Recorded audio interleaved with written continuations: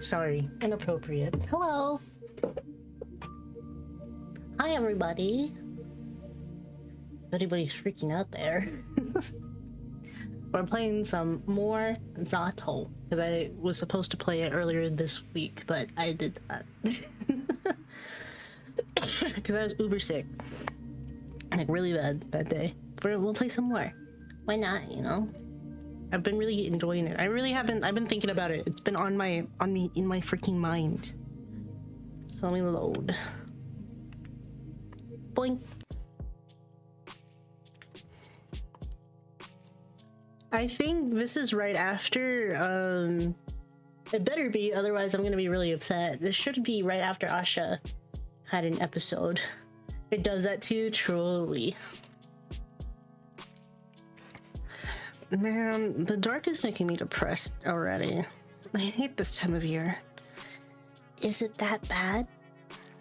It's not like there's no light at all. You call that light? It's dingy mistal afternoon. I feel like it got shoved into a smokestack. Right into it, bitch. Right into it. Damn. Can you go crazy from vitamin D deficiency?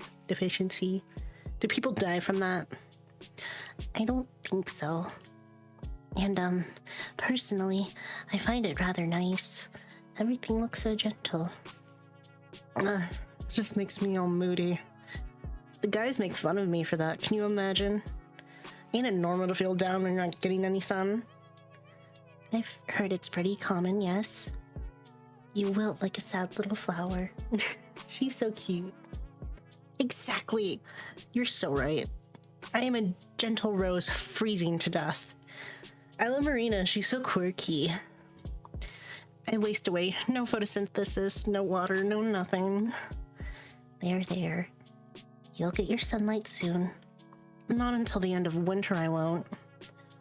Anyways, I wonder how we haven't run into you yesterday. I thought we'd see you by the library or something. Oh, I just went to the outskirts. It's really, serene out there. Oh, so we're just not gonna talk about it, huh? We're not gonna bring it up, huh? Serene, you say? Yes. It is a little dim right now, but it's very beautiful too. Oh. I never thought of going there this time of year. A bit too cold for walks, you know? Yeah, I understand. But hey, maybe I'm missing something. Like, the season's charminal. Hey, maybe I'll tag along sometime. I could use a change of scenery. Ugh, that would be great. Please do, whenever. Yay! She's... I need to know, how does everything go fucking terribly wrong? Then count me in. You know, our recent hangouts have been kind of sucky. Ugh. Not with you, with my friends. Some of them have these stupid curfews now. Half of us had to be home by 7. 7! Can you believe that? She just completely just burps right off the cuff. Oh, wow. Why now? Parents are worried because of Ira being gone. I mean, I get it, but it's been 4 days. Yeah. No news on your end, I figure. Nothing. Marina's face. Damn, it's really only been 4 days. Fuck. Feels like it's been so much longer. Marina's face darkens. She sighs. The adults organized a search party this weekend. Maybe you've heard? No. My dad was home. Mom, too. I see. Well, my brother went. And she shakes her head. As expected. If the search party found anything, it would already be the talk of the town. It's comforting, in a way, if they found Ira's body after so long. No, I'd rather not think about that. You know what I've been thinking? Oh. She left the city? No. She has to be at someone's place. Ah. Of course, this possibility has also crossed my mind, but all the arguments in its favor sounded either too morbid or far-fetched. You mean she was kidnapped? I don't know. She could be staying on her own accord. But where would that be? I can't think of anyone Ida would trust that much. Well, there's the two of us for starters. Huh? We're the last two people that saw her, right? What's to say one of us ain't guilty? But we weren't even that close. But Ida, she's not in my apartment. How do I know if you're telling the truth? Marina, I don't like this joke. Sorry. I'm just speaking from the point of view of the investigation. Ask me the same thing, I'll stumble the same way. The only means to prove my innocence would be a house search. I kind of have a theory on what might be going on. You do? Yep. It's more of a hunch, but the more I think about it... Marina looks around. I don't like whispering about stuff at this school. I've been enjoying it so much. I've been really liking it. I've just noticed my chat's not showing up. That is so strange. Interesting. I don't know why my chat's not popping up there. That's really weird. My chat box has been really weird lately. Sorry about that, guys. You know what? How about I call you later? Oh, like in the evening? Yeah. Can I have your number? Yes, of course. I pulled out a scrap of paper and scratched the digits into it with a dull pencil. A little quiet here. Anyways, we're on board, Z.A.T.O. Yeah, it's been really awesome. Oh, there's my chat. What the hell? That looks like YouTube? Yeah, that's YouTube. Maybe it's kind of being poopy poo-poo. Poopy poo-poo pants. Hold on. I'm logging to stream elements real quick. We're fixing this. We're fixing this right now.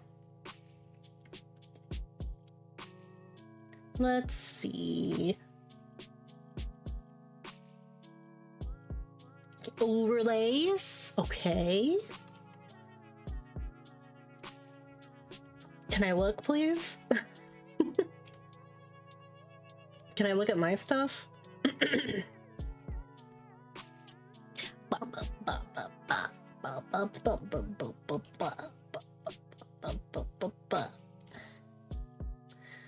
Overlays, my overlays. Chat bubbles. Edit.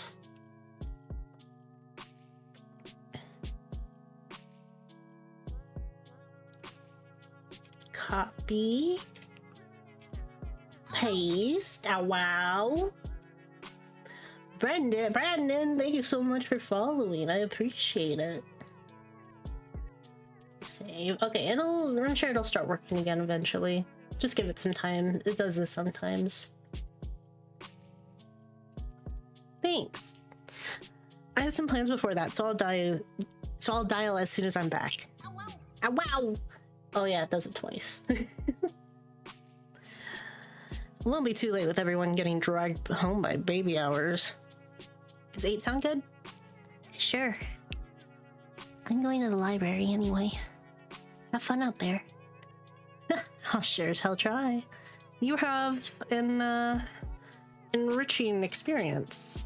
I will, thanks. Are you serious? I just took a sip of water and just spilled everywhere. I got a hole in my mouth, man. I got a hole in my mouth. Marina runs off. Man, now I have to wait until evening to find out. I wanted to wind down a little after school, but now I'll be all restless. Well, maybe not. I haven't visited the library in a long while. Maybe that's why I've been so stressed in the past months. It's always nice and quiet there. I'm sure it'll help me relax. I make my way out.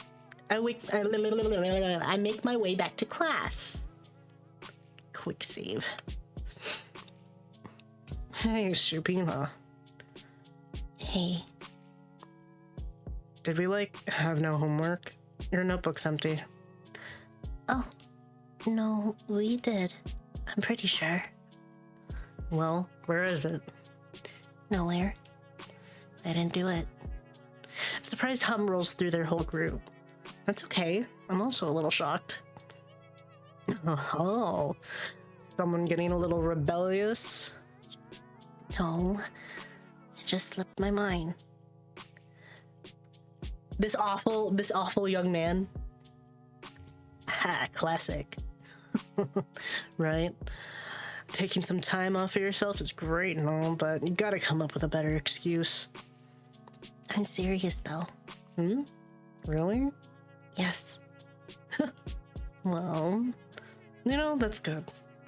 Would be pretty selfish of you to start ditching homework altogether. Huh? We all rely on you, you know? Yeah, you're the best. You're so smart. What would we do without you, haha? Hear that? The people need you, Shubina. Okay. We'll forgive you this time, but don't get used to it. Anyways, Lakin. Ah, what? Pass the notes. The Russian ones? No, fucking Japanese. You're supposed to be smart, aren't you? Okay, there. I really did forget. After yesterday's prank, my head was all over the place. Really, school is the last thing on my mind. Oh, shit! She's calling it a prank? Oh, no. Oh, Asha. Although that does remind me, I turn towards the boys who are now preoccupied with copying Lakin's homework. The team. He clicks his tongue. You see I'm busy? Yes, but... But shut up. He briefly glances at me. If you want something, ask me later. Okay. The bell rings right as Garen finishes his notes, so I don't get the chance to ask him, not until the lesson ends. At least the teacher doesn't check my homework. She's used to me always having it prepared. I feel like I've just abused someone's trust a little. After the lesson is done, I catch up to Garen in the hallway. What? I wanted to ask you about yesterday. Yesterday? His face twitches. He looks back at his friends. The hell are you talking about? I saw you on the street, so... What's this about? It's whatever. You go on ahead, guys. Alright. See ya. Oh shit, yeah, she's gonna say that it's a prank. Uh-oh. Garen turns toward me, and before I can understand what's going on, I feel my side hitting the wall. Ow. Ah! He's pissed. Oh, sorry guys. I also have beer tonight. Hold on. Let me get my beer out. Let me get my beer out. My beer. Yeah, my beer. Yeah. It'll just be right here. Don't worry about it. What the fuck did you see? He dragged me. No, more like threw me behind the nearest corner. What the fuck did you see, Shubina? What do you want? I saw you walking from there, so I know. I know you did that. The prank. What? The prank at the car repair. I just wanted to know how you managed to do that. And also how you knew. What? What prank? What do you want about? I know you did that. Don't pretend. I saw you walking, looking guilty. It's okay. I think it's a pretty funny prank. I mean, I'd rather you didn't prank me like that anymore. But I've never seen anything like it. How did you do that? It was like a magic trick. Magic? The hell? Shubina, are you high? The hell do you think I did?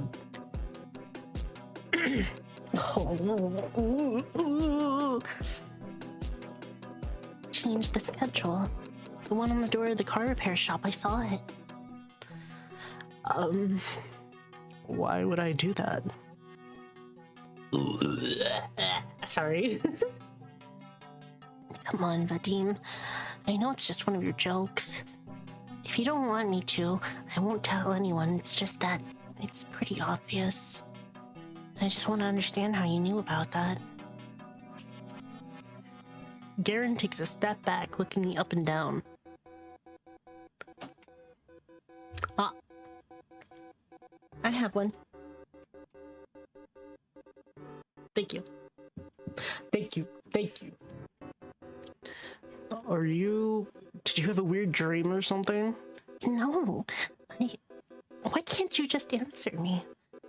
He sighs, then runs a hand through his hair. I know you don't get out much, but stores changing their working hours all the time. It's freaking normal. No, not like that.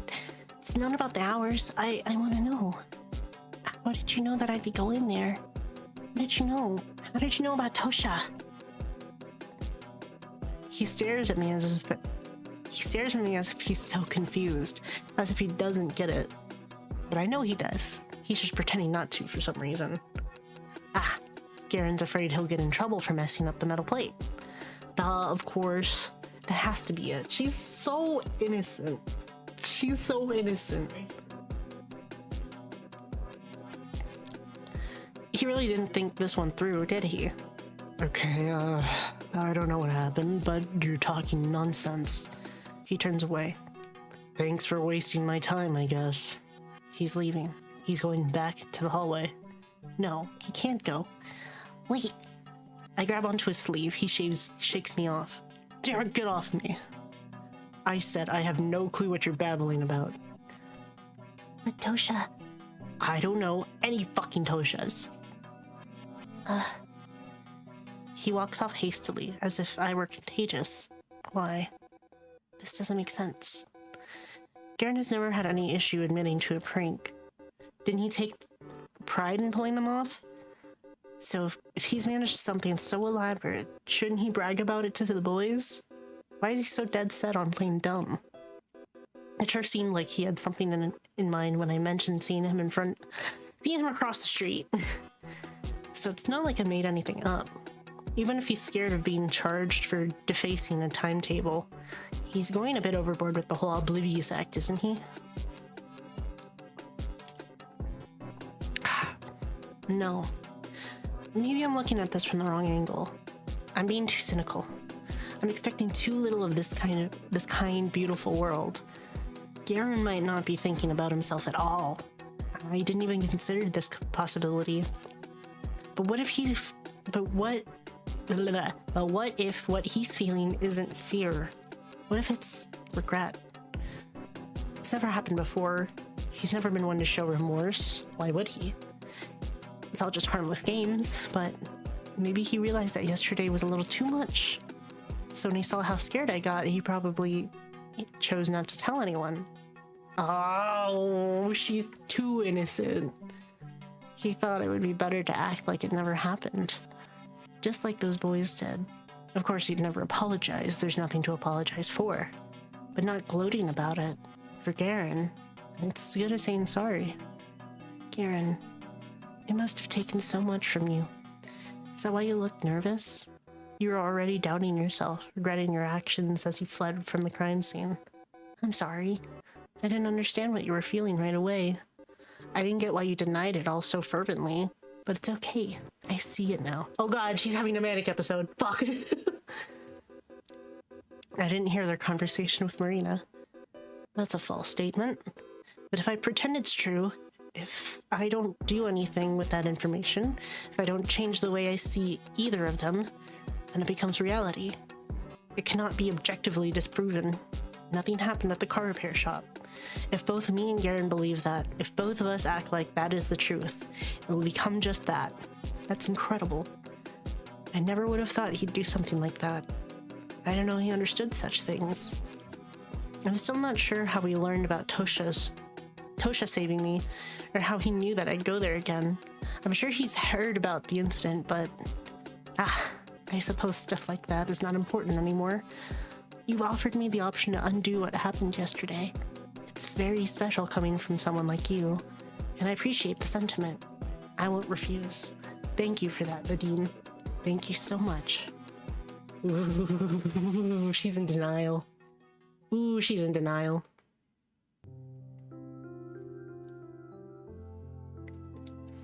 The town library. It feels like it's been ages since I last visited here. Objectively, it's very small. My mind involuntarily compares it to the Lenin Library in Moscow.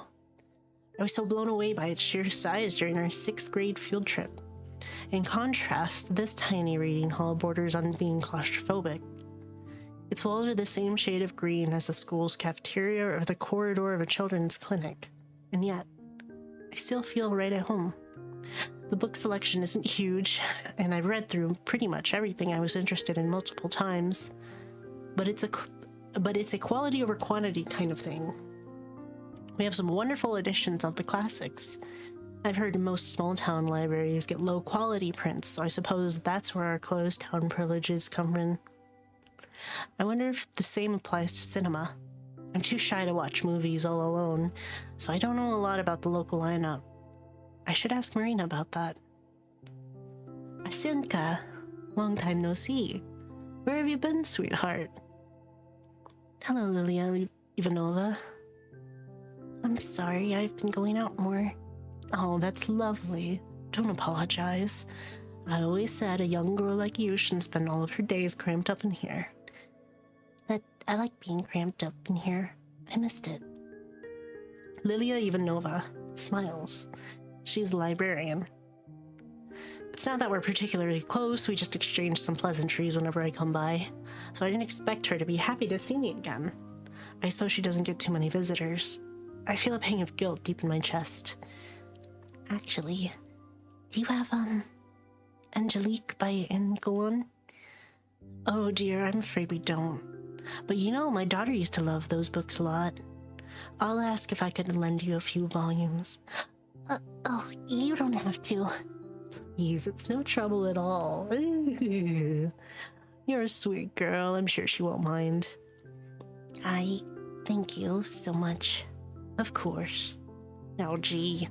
Now I feel even worse for not stopping by. Next time I'll bring Lilia Ivanova a box of chocolate. I browse the shelves. It's a bit of a shame I can't see what Angelique's all about, but I'm not really in the mood for something like that, if I'm being honest. I want to read something familiar, something easy, something like 100 Years Ahead by Kir Bulichev. Bulichev? Perfect. I sit at my usual spot. Oh god, no. It's probably embarrassing to read children's books at my age, but I don't want anything heavy today. I don't want anything sad. I've read this one so many times before. If I were caught by Nazis and the only way to live was to recite a passage from this book, I'd probably survive. Why would Nazis want that? Listen, it's a hypothetical situation. Alright, there was this adaptation made last year. Everyone really liked it. I thought it was okay. I mean, it wasn't bad. I'm glad more people saw the story. But that's not how I imagined the stuff from the book at all. And another annoying thing. Now I just keep imagining the movie version as I read. Crap. I need to keep the way I've always pictured it in mind. I need to really focus. My concentration increases with each flip of the page. I need to keep the futuristic tick in mind. I need to keep the future world in mind. I need to keep the present world in mind. I need to keep the aliens in mind. I need to keep the milophone in mind. I need to keep everyone's face in mind. I need to keep Werder's face in mind. I need to keep Vulia's face in mind. I need to keep Alice's face in mind. I need to keep Tosha's face in mind. I need to keep her face in mind. Keep in mind. Keep in mind. Keep it in mind. Gah! This isn't helping me relax at all. I shut the book and slumped down on the table. Okay, she's okay for now. Maybe it wasn't a good idea to read this. I wanted to read something I wouldn't need to think too hard about. Well, it's no biggie. The kids section has plenty of other stuff. I get up and go to grab something else. A fairy tale will do. Morosko. This is a really good edition. Something about it always fascinated me in a way I found hard to place. Perhaps it was the tone. The folk version had a more morbid ending compared to the published story. That's how it often is with fairy tales. But this retelling, something about it has always felt off to me, even when I read through it as a little kid. It felt like the text was covering up something I shouldn't see. Are you warm, my lass? I am, Morosko. Mashenka responded, shivering. Morosko leaned in lower, cracking and clicking.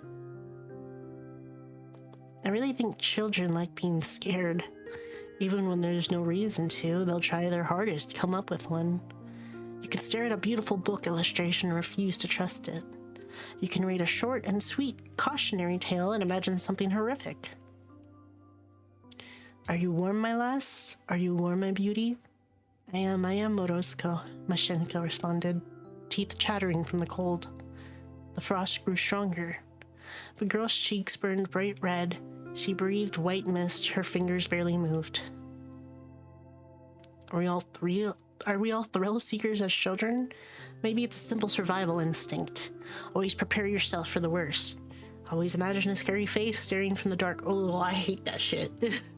Always think twice about what hides behind a smile. Are you warm, my lass? Are you warm, my beauty? Are you warm, my dear? Oh, so warm, Morosko, the girl responded, her voice growing silent. No, that doesn't sound right.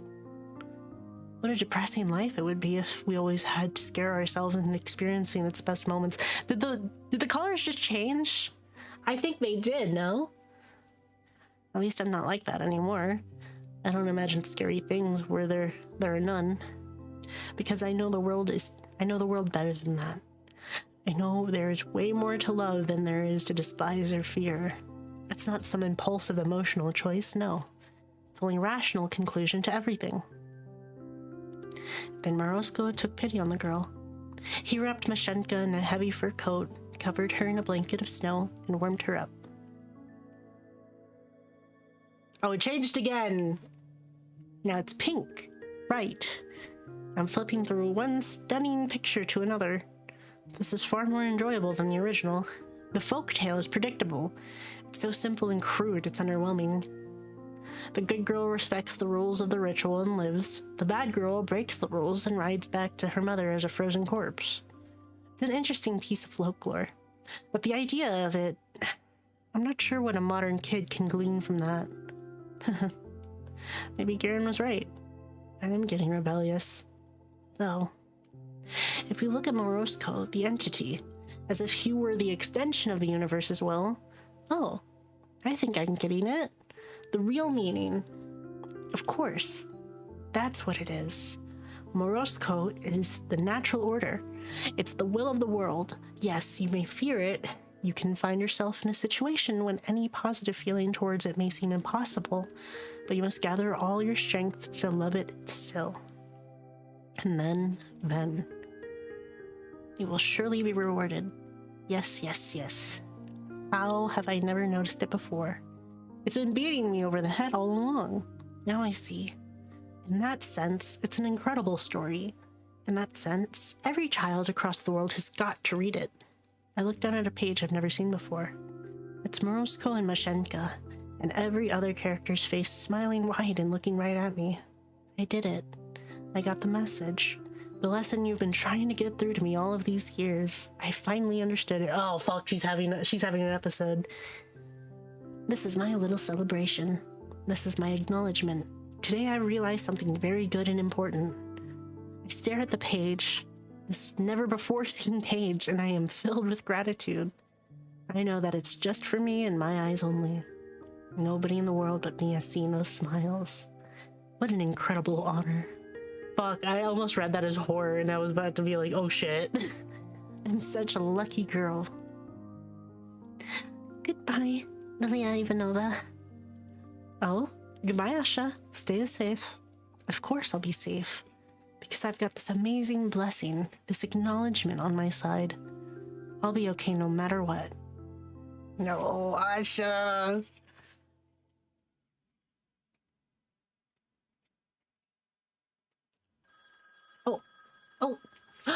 It's Marina. I think.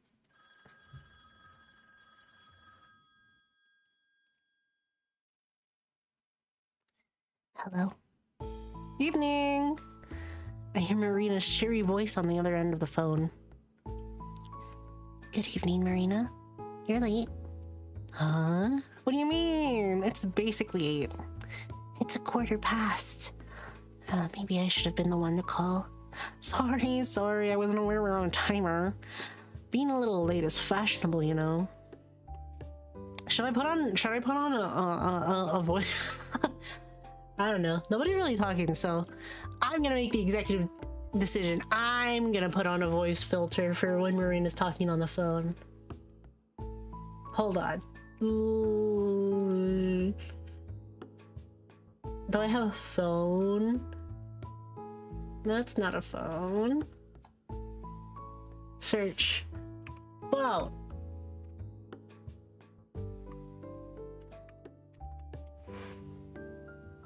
Telephone. Here we go. Hold on, let me hear myself. Does it sound like a phone? Oh, it does. Okay. Oh shit. I don't want to hear myself anymore. Oh. Hold. There we go. Ah, there we go.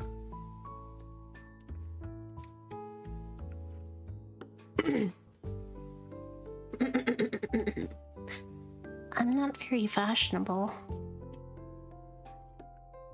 Well, you can always change that. And be late. For starters, you can also make your hair all wild. Ever seen Nacho from my class? He has this crazy perm. I don't know how to do that. I also think my dad would kill me. You go to a salon for it. I don't want to get one. Love says I'd look stupid, but what does he know? That guy dresses like a total schlub. Turn it off! Isn't she worried he could hear her? Oh shit, I'm using it too much. It's getting frozen. Oh, right. How was your library trip? Well, it's the library trip. It was good. Come on, at least try to make it sound interesting. Well... I'm kidding. You don't have to. It was enlightening. Perhaps everything I've believed until today was wrong. But the me you're speaking to right now is a much wiser and braver person than before. That trip was pivotal. It was monumental. Whoa. All right, that's what I'm talking about. Never underestimate the quiet types, they say.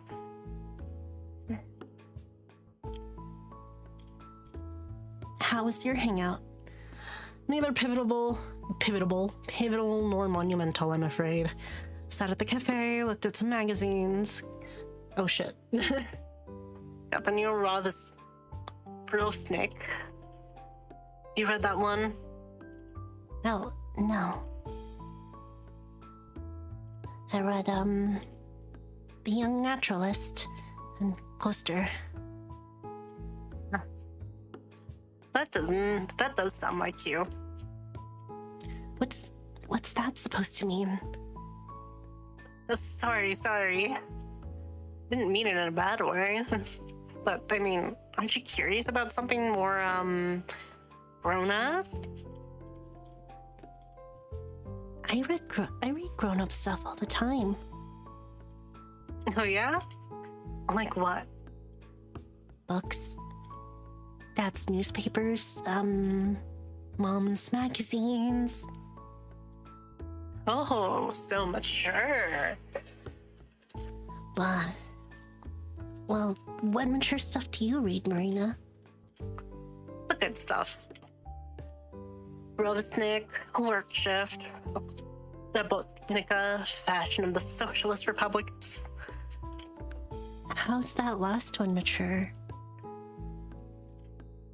You know what, Asuka? I gotta let you some of those. You'll love them. I don't know, I'm not really into... No, I'm serious. You're gonna love Work Shift. They had this crazy story about a drug dealer last month. You have to check it out. There's one about a foreign prostitute or something a couple of issues ago, too. I'll look for it. Those do sound really interesting. Hold on, let me quick save. I'm gonna run to the bathroom real quick. I'll be right back.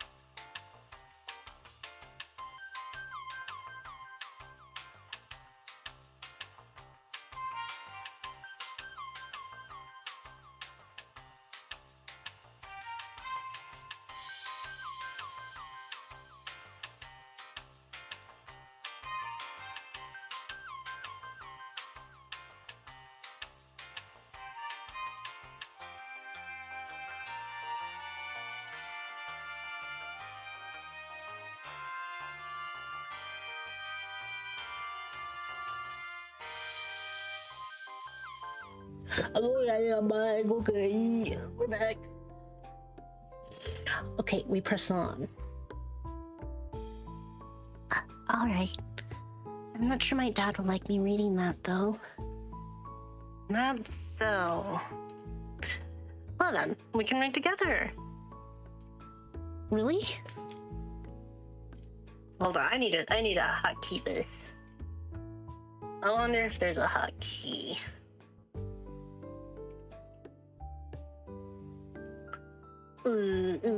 Add key bind, here we go.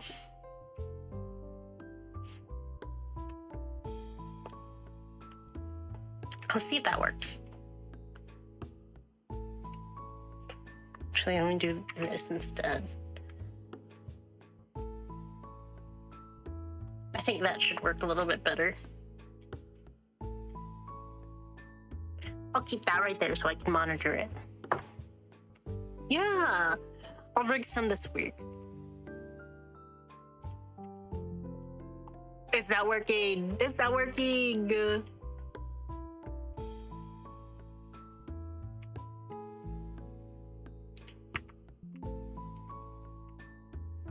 Oh no, wait, maybe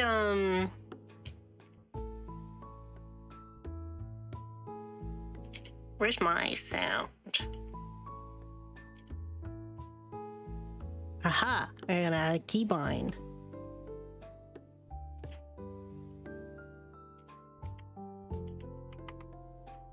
Oh, look at that! Okay, I got it now. Okay. To be quite honest, I've been curious about those publications for a while. Last year, I even bought myself an issue of Rovesnik. Rovesnik? I read all of it in one sitting. But then Dad found out, and, well, it wasn't worth it. I guess I could just buy the issues and read through them right away. And, I could throw them away, but that sounds really wasteful. Oh, maybe I could donate them to the library? That's not a bad idea.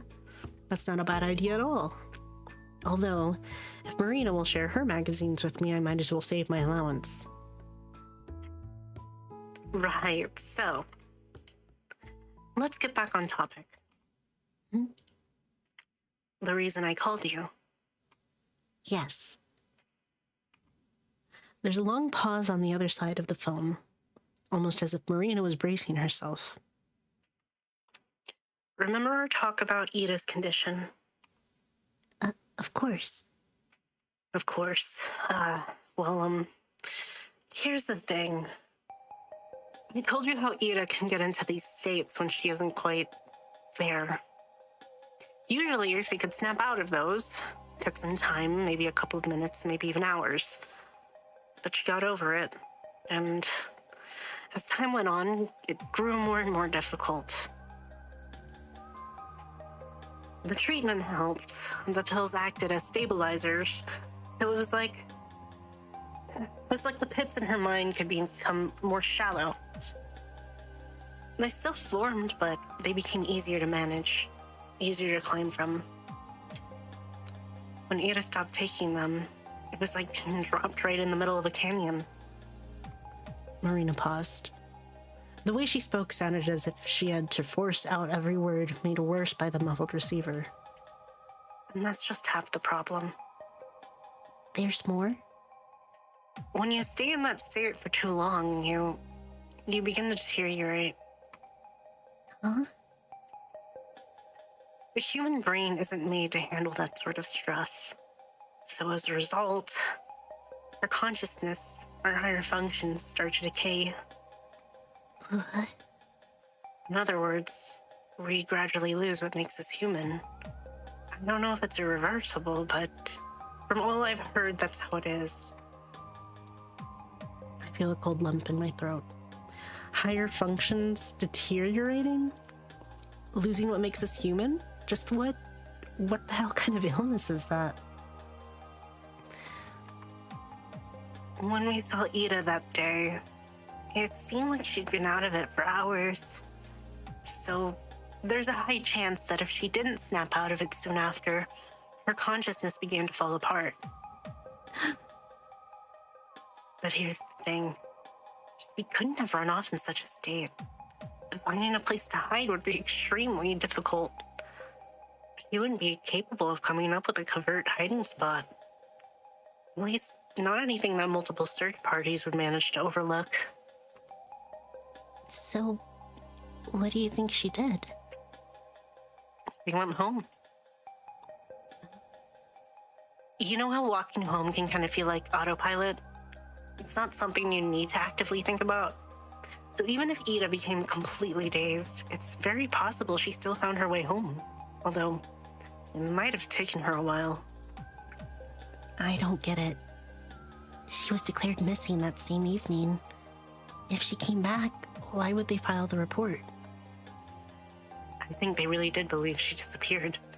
I told you, it could have taken her a very long time, hours even. Ida's mind was in tangles. She likely had no clue how long it took.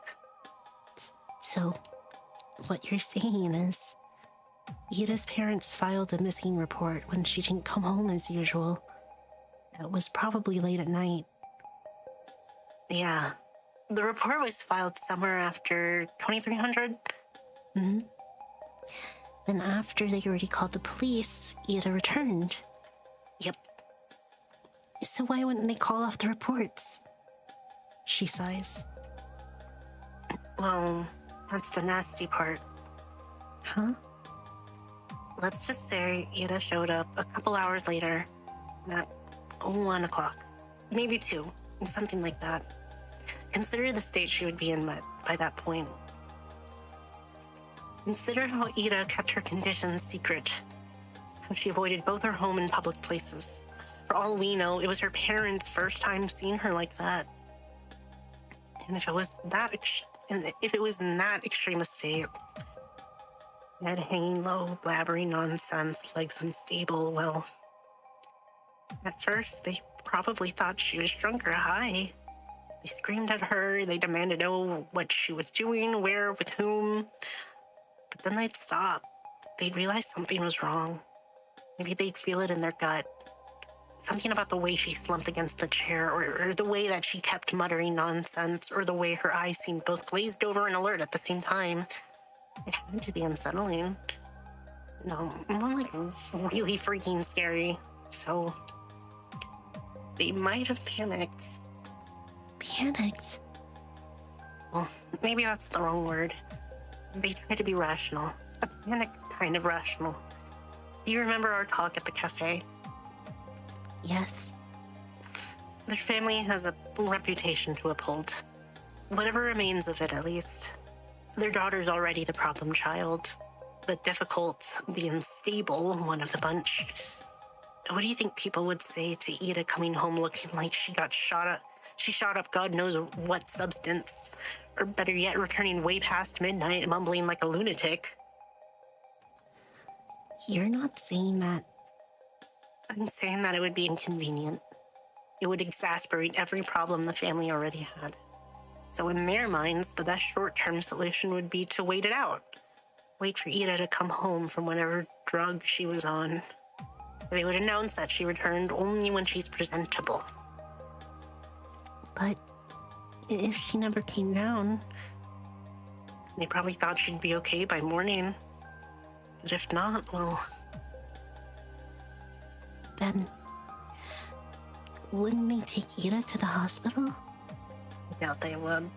We wouldn't want the public to see her in such a state. And Ida's mother is a nurse. She'd probably try to handle it by herself. That's... Wouldn't they say that she was sick or something? Why keep the report? She still came home under suspicious circumstances. Perhaps they thought it would be better to come up with something first. They thought they'd let her recover, then declare she's back. But before they knew it, a couple days have already passed. Calling up a report like that so quick would also be pretty embarrassing, you know. That's still... This all sounds a little far-fetched, but also, I can't deny the possibility. I don't know Ida's parents personally, but even I'm aware of how dire their reputation is. Would they really go this far to protect it? Are people really capable of things like that? Crap. Crap indeed. But if everything is as you said it is, and Ida still hasn't come down, that means... Yes. Her condition is only getting worse. We have to do something. I look around. The TV's still playing in the living room. For a couple of seconds, I stare at the door, holding my breath. Asha? You good there? Yes. Yes, sorry. It's okay. I just need to be quieter. Oh, I see. But, yeah, I agree. I tried calling their place before, but it's either no response or one of her parents, so that's useless. I also thought we could ask Tolik, but we gotta skip school for that. Why? He goes to kindergarten, and the only time we could talk to him alone would be when the kids are let out to play. But that would overlap with our lessons. I can't really skip. That's fine. I can. Really? Sure. Liv will get a call, but it's no biggie. If you say so. Yeah, I'll go there. Still, there's no guarantee that asking him will work, so I'd like to go to Ida's place to see how things are with my own eyes. Yes, that would be smart. But I think it might work better if I'm not alone. You want me to tag along? If you don't mind. We could meet up after your classes end. You have how many lessons? 5. Okay, great. 12:30 at the gate then. You in? Of course I'm in. Awesome. Then I'll see you there. Yes, see you. Wait, can I write your number down as well? Oh, yeah, of course. I mark it down on the notepad I've been doodling in. Okay, got it. Now you can annoy my brother all you want. I'd never. I'm just joshing. Good night, Asha. Good night. Beep.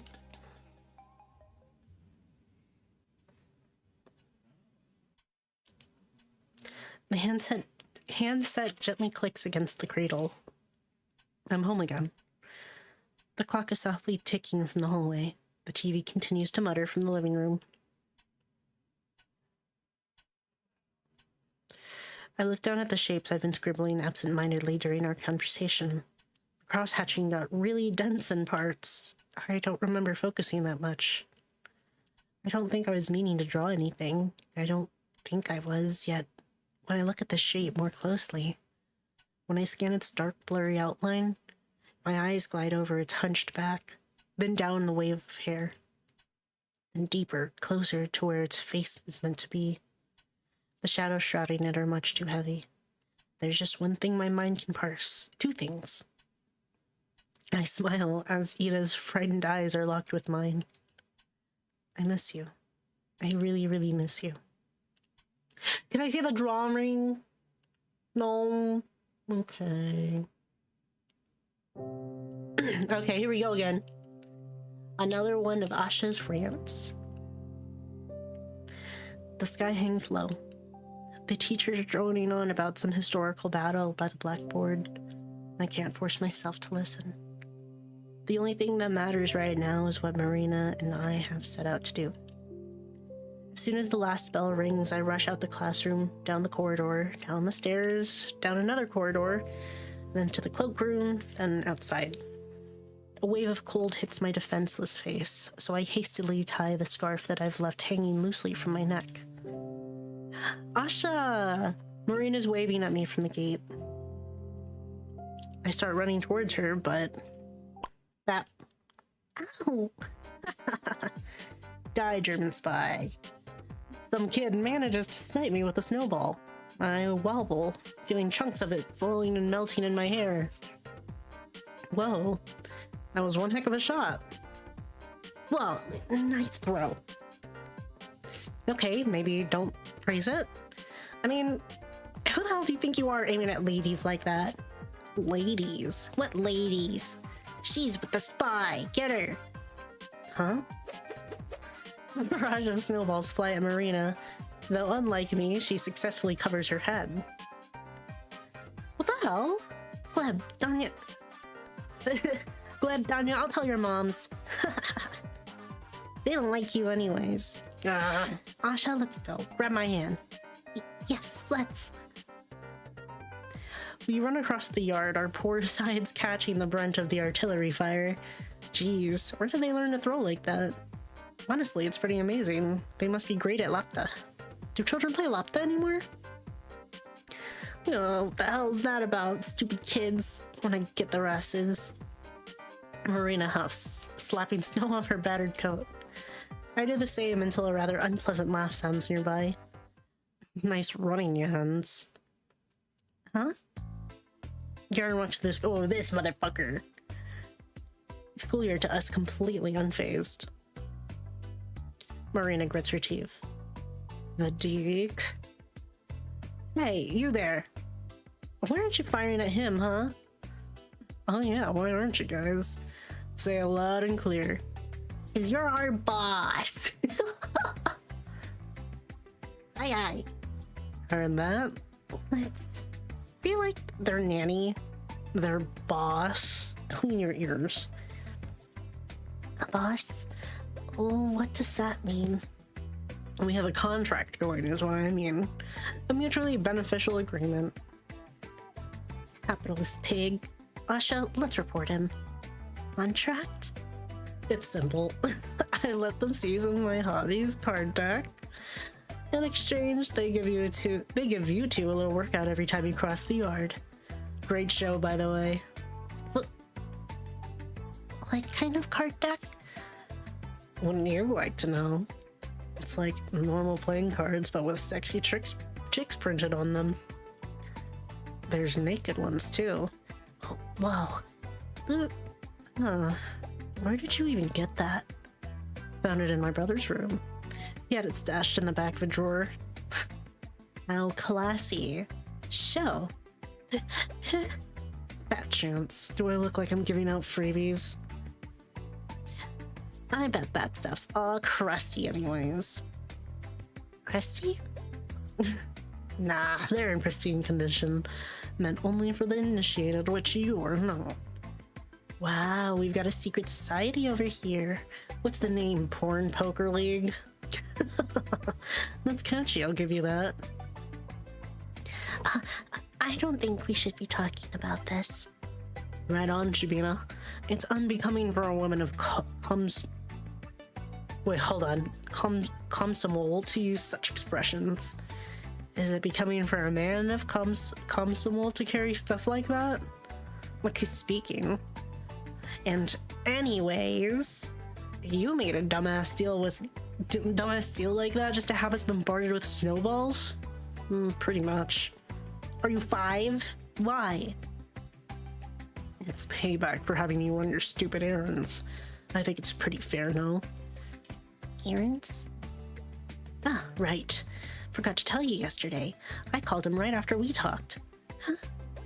He's coming with us to Ida's apartment. Oh. Yeah. My eyes dart from Garen to Marina, hoping that it's all a joke. I knew we weren't exactly going to have fun, but I'd really rather not talk to him longer than I have to. But why? I have a hunch that simply asking them to come inside won't work. That's when we'll have to use have a use for Vedik's brainless brawn. Brainless, me? Aren't your own grades in the shitter?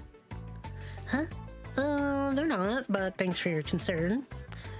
And even if they were, since when were grades a mark of intellect? That's such an outdated idea. You know, Albert Einstein got really crappy grades, and he's like the father of modern physics. I'll tell you more, the whole idea of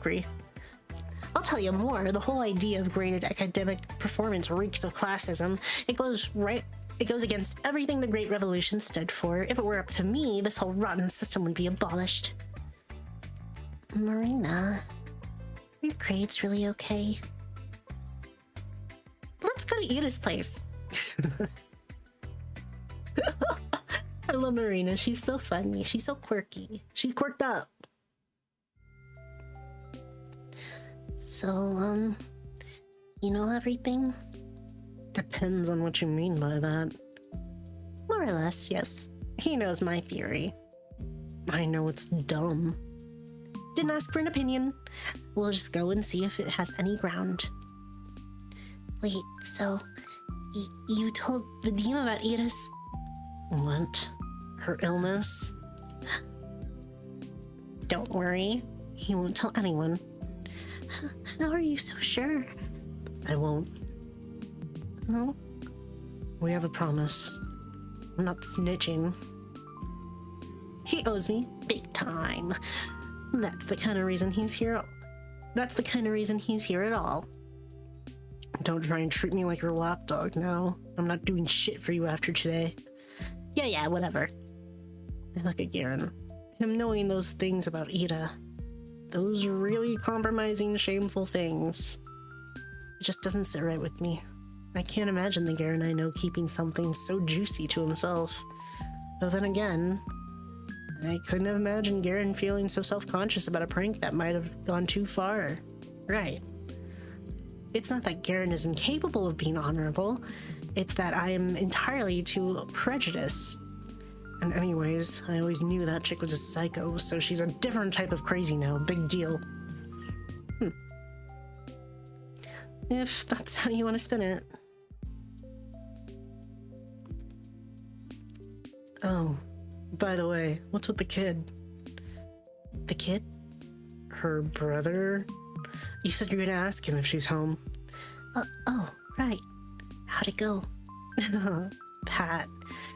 About as well as you'd imagine. Figures. I mean, I saw Tolik when everyone came outside, called him to the fence, tried asking about his sister in like a gentle manner. You know, not too directly. But he got all clammed up and ran away. Well, duh. What did you expect? This sounds nutty as shit. Huh? It's not nutty. Oh yeah? Sneaking into a kindergarten to ask a preschooler if his parents are holding his big sister hostage is now normal? And in what world? This is peak Loki. It is! It is! I'm really enjoying it. Hey, you make it sound so much worse than it is. I didn't say it like that at all. Who cares how you said it? It's the same thing. It's not. It is. It's obviously not. Totally is. It's not, it's not, it's not. It is, it is, it is, it is, it is, it is. Yeah. Yeah. Please stop. Right. What the hell? You're acting like a freaking toddler. I'm acting like a toddler. What about you? I'm not the one who started it. Hey, maybe you should have stayed back at the kindergarten. Would be more your speed. Ugh. Shove some snow into his collar. Oh yeah? You want to try that, Shubina? I wasn't going to. Why not? Because she has a speck of common sense, unlike some people. Why do I have to do everything around here myself? Marina leans down to grab a chunk of snow, then turns to Garen with a determined expression. Hey, cut it out. He starts to back off, also scooping up a handful of snow. What's that? He's scared. Scared? No. But I ain't going down without a fight. Oh, you want to fight? I'll give you a fight, alright? Oh, it's like they're friends almost. Guys. Oh, they're laughing! Nice try. Marina and Garen get into an awkward game of tag, trying to stuff snow into each other's jackets. I try to call out to them again and again, but it's like I'm not even there. Blah. This is already a mess. Wait, hold on, they're having fun? They're having whimsical joy? Despite that little scuffle, we reach our destination pretty quickly. Turns out Ida's apartment block isn't far from mine. That's wonderful. It's almost like we're neighbors. I wonder. Marina. Yeah? Hold on. Her voice is slightly shaky as she wipes off the remaining snow from her wet collar. Have you ever been to Ida's apartment? What's it like? Huh. Nope, never been there. Ah. I told you we weren't that close. She's been at mine a couple of times, though. It's so unfair, right? It sure is. Maybe you'll see it when she's back. Maybe. If she's not already home, she wants to add. I see in Marina's eyes she's got her mind set on finding out the truth today. She'll peek into that flat no matter what. How do you know if anyone's home? We turn to Garen, who's finishing his cigarette a couple meters away. He still has some snow chunks stuck to his hood. I'm glad you asked.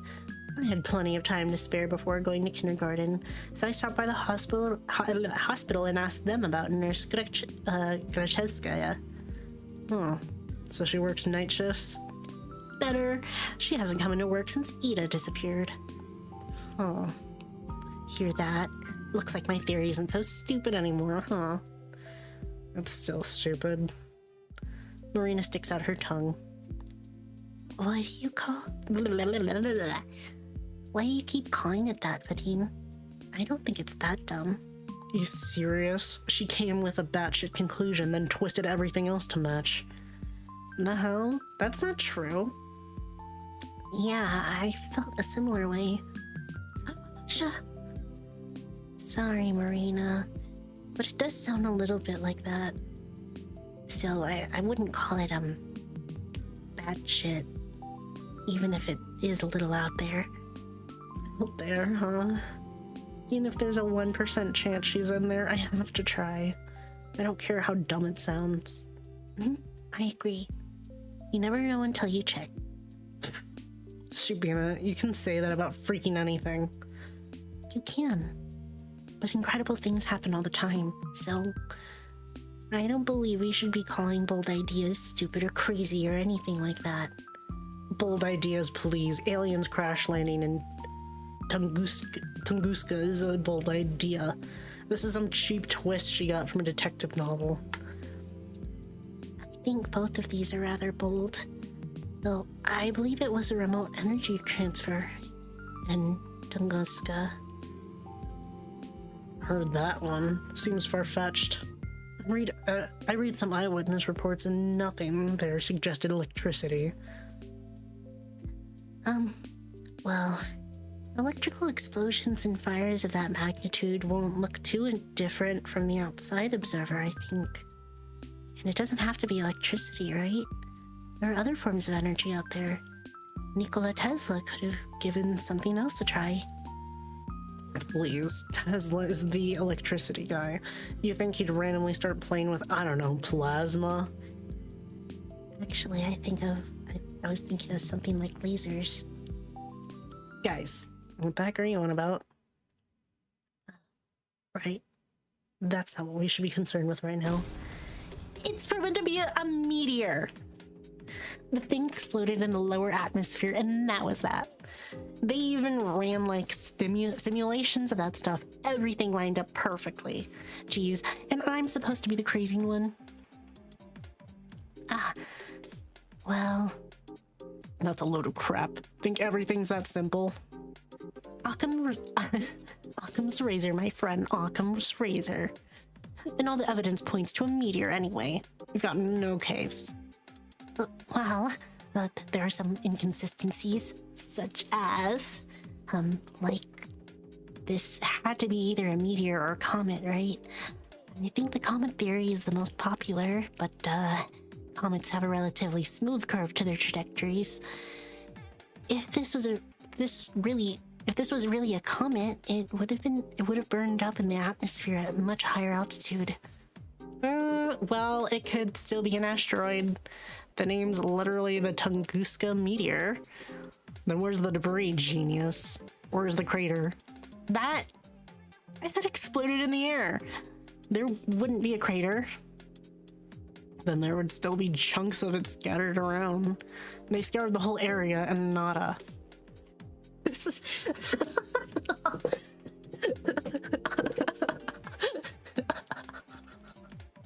average genius conversation. The chunks, the debris could have disintegrated from the heat. The blast was huge, right? The people in the villages nearby felt this intense heat wave. It could totally melt the thing. Melting? I knew you sucked at physics, but that bad? Yeah, oh yeah, because your alien spaceship version is so realistic. Actually, there's also the extinct comet theory. Our conversation continued like that for the next couple of minutes.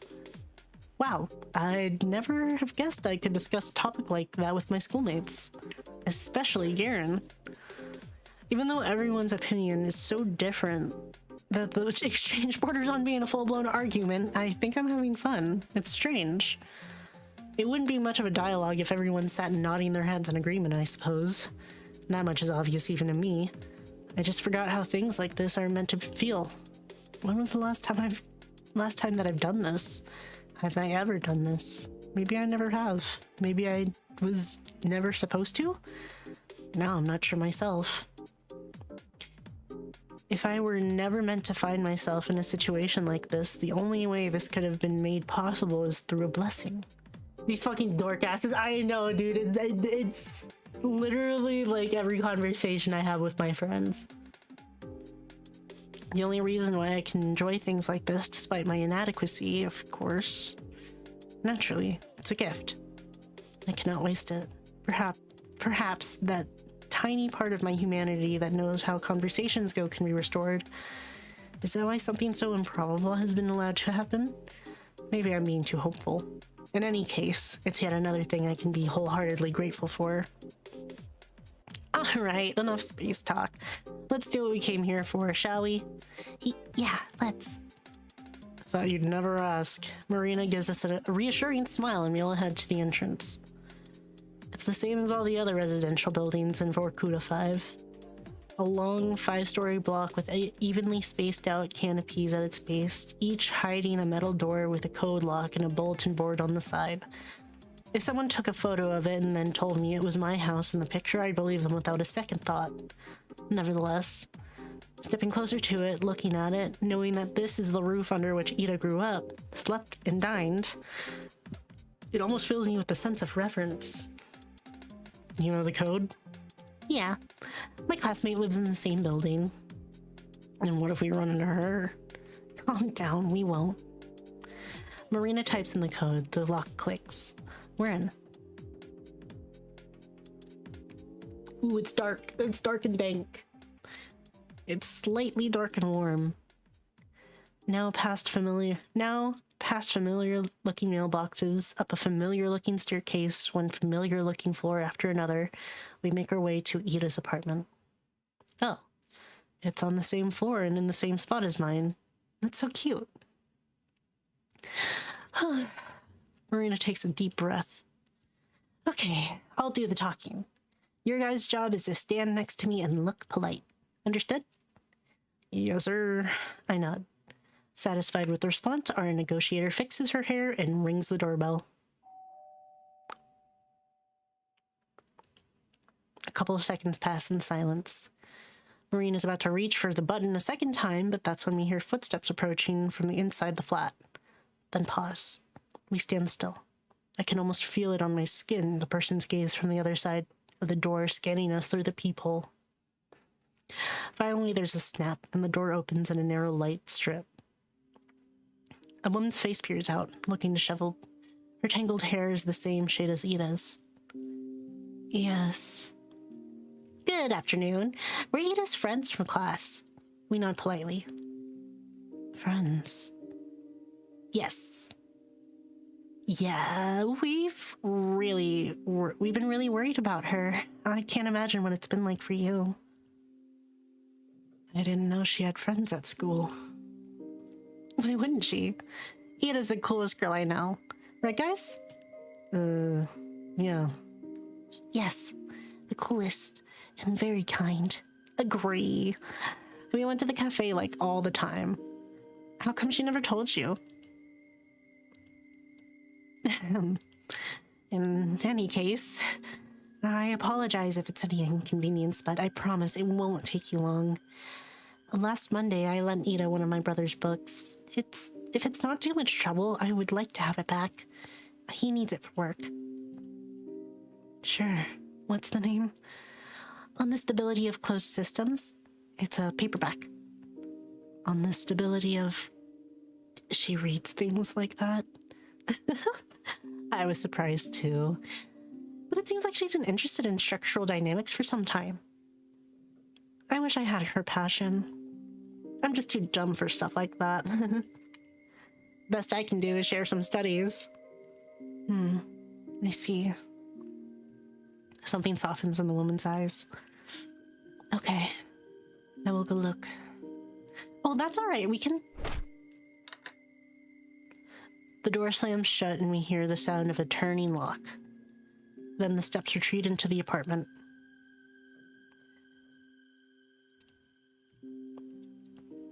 Great job. Shut up. Marina hisses quietly. Don't move yet. It's going as planned. Is it? To me, it looked like we just got the door shut in our face. Sorry, I had some mucus. She said she's gonna look. Just wait. When she comes back here empty-handed, we'll offer to search for it ourselves. She just closed the lock. She closed the lock just to go inside for a couple of minutes. You think she'll let us in all willy-nilly? If my theory's right, she won't. That's when we'll have to force our way through. I'm counting on you, Vadik. You serious? What's that? You can't push past a fragile little lady. Of course not. It's just... Hush. She's here. The door opens again. The woman peeks out. There you go. Huh? A hand emerges from the slit, holding a small, soft-cover volume. Your book. Marina's gaze slowly moves between the tome and the woman's face. She reaches out and carefully accepts it. Thank you. Thank you for being friends with her. Whoa! The door shuts. Ain't no way. Ain't no way. Marina flips through the book's pages absentmindedly. So, did you actually lend Ida that book? No. I don't think so, no. You don't think so? She shakes her head. She gives me the tome and starts digging through her bag for what must be the 4th time already. Damn it, where is it? What the hell? I look down at the stability of closed systems in my hand. Just like Marina said, it's a small paperback and a worn out one at that. The year of issue says 1966. I open the book on a random page. If we are to arrange the components in order of cognition, the list will go as follows, starting from the highest. Moral belief, prejudice, subjectivity, objectivity, the desire to create, the desire to change, the desire for happiness, the desire for status, ambition, confidence, self-esteem, self-image, the desire for kinship, the desire for familiarity, the desire for intimacy, the desire for a healthy body, the desire for a stable income, the desire for plentiful resources, the desire for shelter, food, water, sleep, sex, procreation, excretion, breathing, homeostasis, soul. The exact sequence remains a subject of debate. That being said, the soul is ubiquitously accepted as the root for all cognitive function at the time of writing. Each subsequent component following the root is the result of varying degrees of deviation from the base code, which... You digging for gold in there? I took her copy with me to show her mom in case we ended up searching the room, but it's... What the fuck? She goes silent, her movement slowing to a halt. Marina? It's not here. She stares into her empty bag with an expression I've never seen before. Then she lifts her head and takes the book from my hands. The way Marina looks at it, it's as if she's trying to compare the item in front of her eyes to the memory of the one she held this morning. Could be a different copy. She softly shakes her head. I don't know. Maybe you did lend it to her? Marina doesn't respond. I look at Garen, but find myself unsure of what to make of his expression either. He wouldn't miss an opportunity to make a joke about this, right?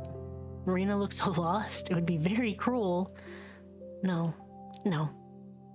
It would be a very Garen thing to do. And this serious face, seeing him with a face like that is oddly disconcerting. So it worked, huh? Marina quickly slips the book into her messenger and turns to us, wearing her usual chipper grin. Guess old habits don't die hard. I'm the same old airhead. You caught me, Asha. Looks like I got some things mixed up with all this weird crap going on. Hello, Mr. Oddity. How are you doing? We're just doing some more Z.A.T.O. This moment? Oh no. That's okay. It happens to me too sometimes. Right? Took you this long to realize you got mush for brains? Guess the people around you were too nice to point it out. Oh. Well, thank God you're here to tell me how it is, Vadik. Anyways, I'm not sure it was something, huh? Yeah. A whole lot of nothing's what it was. We didn't learn shit. Delicious mush. Wrong. Did you see how her mom was acting? If you ask me, it's a little suspicious. You think so? Don't you? She was dead set on not letting us see a sliver of the flat. Why do you think that is? I understand what you're implying, but she might just be a private person. Isn't it obvious? She's sick of random people asking about her daughter. You two aren't wrong. I'm sure both of these are big contributing factors, but even then, I don't know about you, but to me, something about her behavior seemed a little too paranoid. I doubt privacy is all there is to it. I suppose. I can see what you mean. What I'm saying is, even if it doesn't confirm my theory, it certainly doesn't disprove it. Sure. Cool. Can I go home now? Stop right there. Who said you're off duty? Oh, Vadim, I love to hate you. I don't know. I'm kind of on his side right now. And just be like, all right, crazy person. Man, what else is there to do? contact Ira directly, duh. And that's what you're here for. Huh? I thought my job was to push past your mom or something. No, I didn't expect a direct approach to go smoothly. We just had to get that part out of the way. Now, comrades, this is where the real action begins. The real action? Yep, follow me. I hear Garen sigh behind me. This is good. This is his karma, is being dragged around with the girls. Marina leads us right around the building, stopping on the side that looks out to the neighboring apartment block. And what are we supposed to do here? She walks to the small playground wedged between the buildings, leans down, and starts clearing the snow out with her hands. Marina? This woman. Hey, you're gonna stand there and do nothing? Come on, help me out. With what? Jeez, you guys. Use your heads. We're throwing rocks at Ida's window. The classic, of course. Garen shakes his head in disbelief. Well, it's a pretty normal suggestion, all things considered. Is what I'd like to say, but then I look up to the 5th floor where Ida's room is supposed to be. But isn't it a little too high? Masha, that's what we call a defeatist attitude. If it were the Great Patriotic War, I'd have shoot you on the spot. What? It really is high, though. Think you can throw it that far? No harm in trying. And I'm kind of betting on you to make the shot. Or will that be too hard for you? Of course not. I was talking about your noodle arms, not mine. Marina lets out a smug little laugh. Meanwhile, Garen cautiously looks over the building. So which window was that again? Should be the one over there. See, the one with the teddy bear? This is probably my favorite part of the game, my sillies. I like it when they're getting along, when they're having peaceful talking. Peaceful talkie time. I frantically scan the apartment complex. A teddy? A teddy. Oh, found it. Right there, right where the window to my room would be. There it is. Ida's window. That's the window she was looking out of every day. The window that she chose to put a plushie on. She did that so that when she looked out the window, she'd also see her teddy bear. Maybe sometimes she'd hold it in her hands and squeeze it. Does the bear have a name? It has to. I wonder if it's something classic like Misha or Weenie. I suppose Ida could be the type of girl to call a toy the first thing that happened to pop into her head. It does sound like her, but... Dumbasses! I love them! Something tells me she didn't do that. I really think she spent the time picking a name that would be with the perfect fit. Perhaps the name she went with in the end turned out to be a little unconventional. Weenie? Yeah, Weenie! Like Winnie the Pooh! Weenie.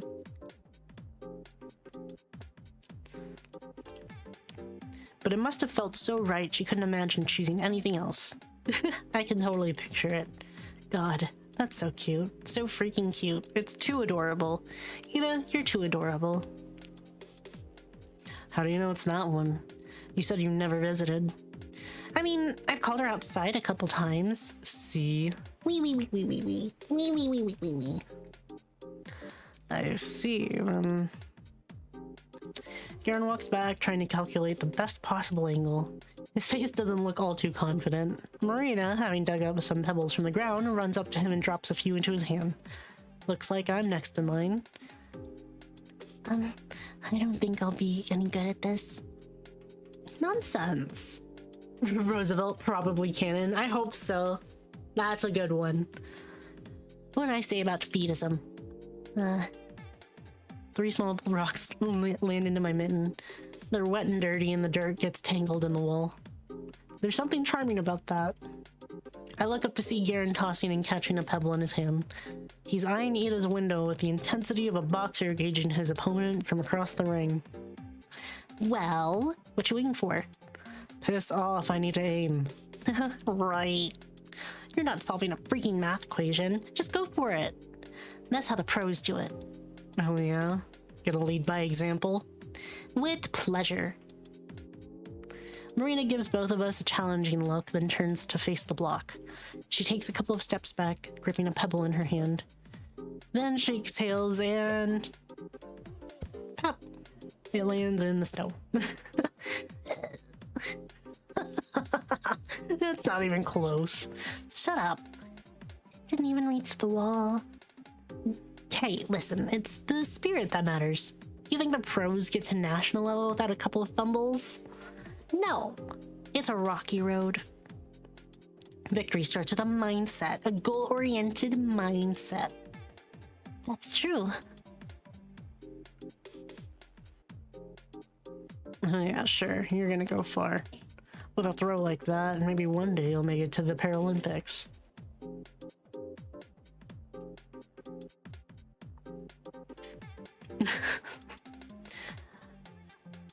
Yeah, big talk from the guy who's yet to make one shot.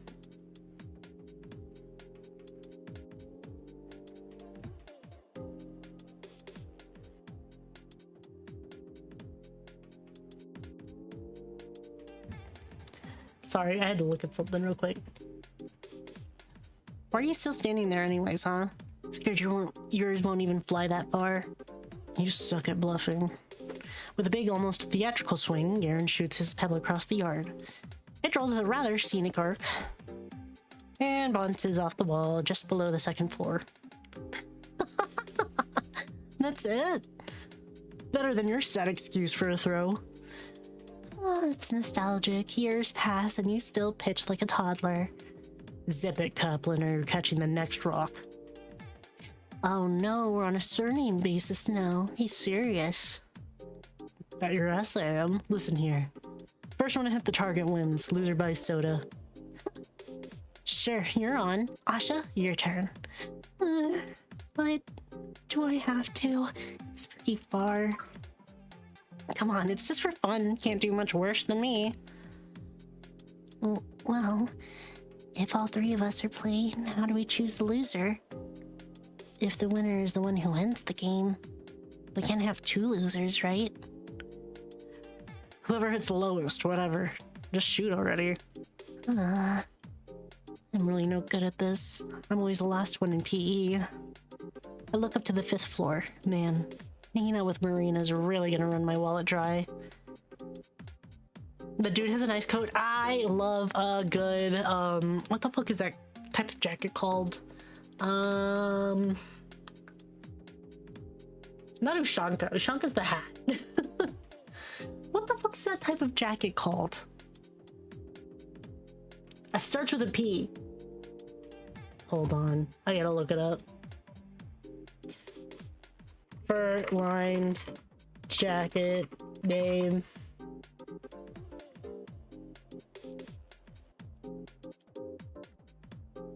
What is it called? What is it called? See, parka, that's what it is. I knew it started with a P. Parka, yeah. I love a parka. Parkas look cool. Don't add in ellipses like I'm stupid. I have a lot of things on my freaking mind, okay? Bye-bye allowance. No, she was right. That's a defeatist attitude. I can't let it bring me down. I've heard stories of people lifting cars in times of crisis. When it's do or die as humans pull... Oh. Whoa! Thank you so much, Numbers, for the raid. Pizza delivery raid. Thank you so much for the pizza delivery. Thank you. Why'd you have Ushanka at the ready? I don't know, it just popped into my head. Don't worry, don't think too hard about it. Thank you! Welcome, everybody! In case you guys don't know who I am, my name is Dog Meat. I'm a dog that's made out of meat, and today we're playing Z.A.T.O.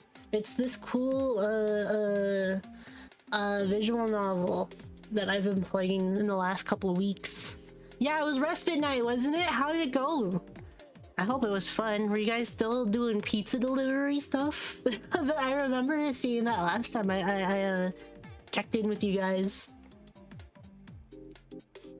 Otherwise, thank you so much for the raid. I really appreciate it.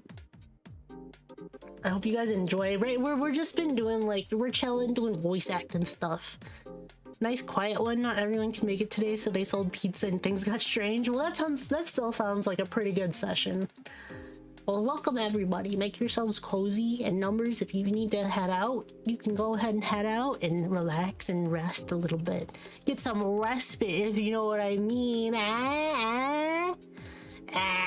know what I mean. But anyways, it was couples night with Manami and Yuna. Oh, that's cute.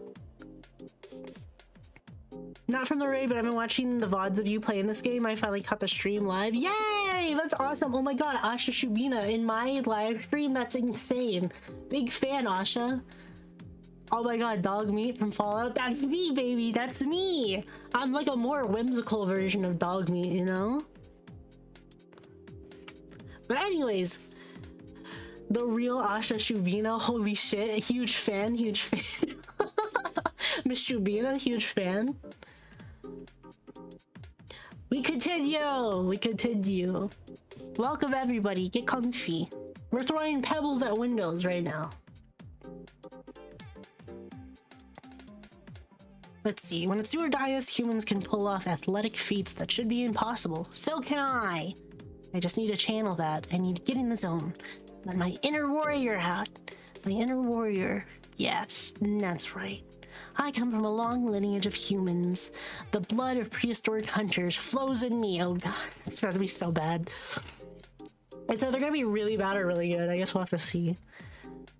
The ones that hunted mammoths. Ones that chased their prey for days on end. I think I'm feeling it. I can feel it. I can feel the adrenaline pumping. Someone's looking determined. Yeah, that's what I like to see. Shows how it's done. I take my swing. I'm sorry, Marina.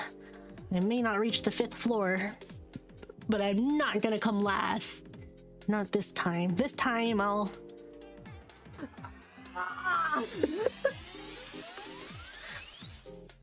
Pop. Blink.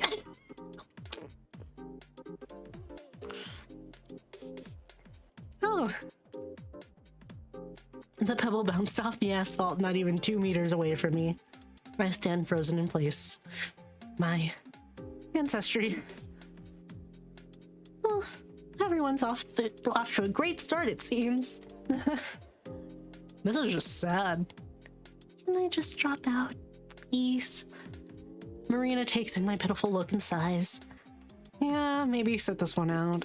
Winning against you will feel kind of cheap. She's such a failure. I love her too. She's so me.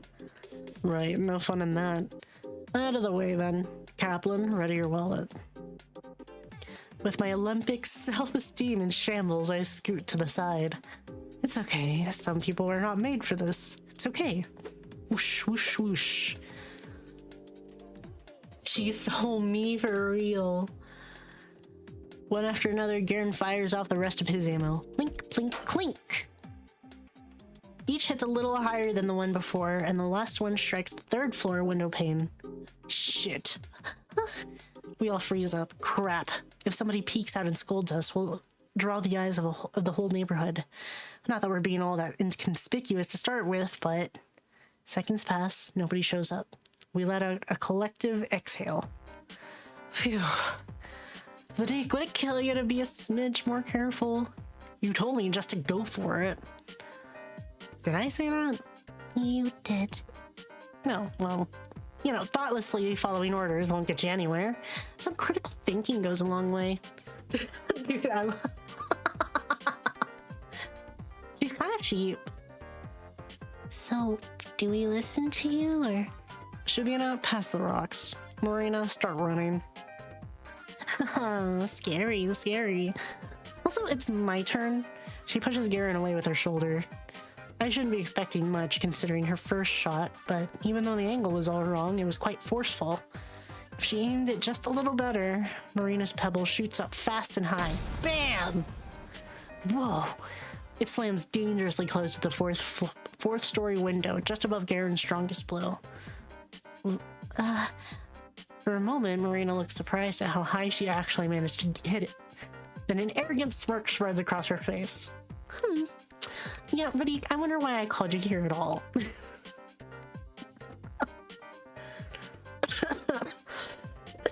She's so silly. But thanks for the help, I guess. You're free to go. Hey.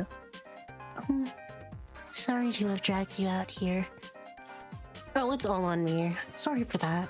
It looks like we can handle this by ourselves after all. See you around. What the hell you mean, see you around? I'm just getting started over here. Smack.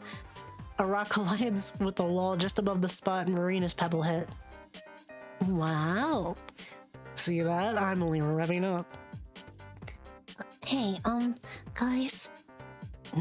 I point to the ground where I've etched some lines into the snow. Here, scoreboard. Ooh, nice. Way to make yourself useful. Hey, can you draw mine a little higher? Oi, no playing favorites. Yeah, sorry. No cheating, Marina. Jeez, whose side are you on? I like fair games, and I believe in you. Ugh.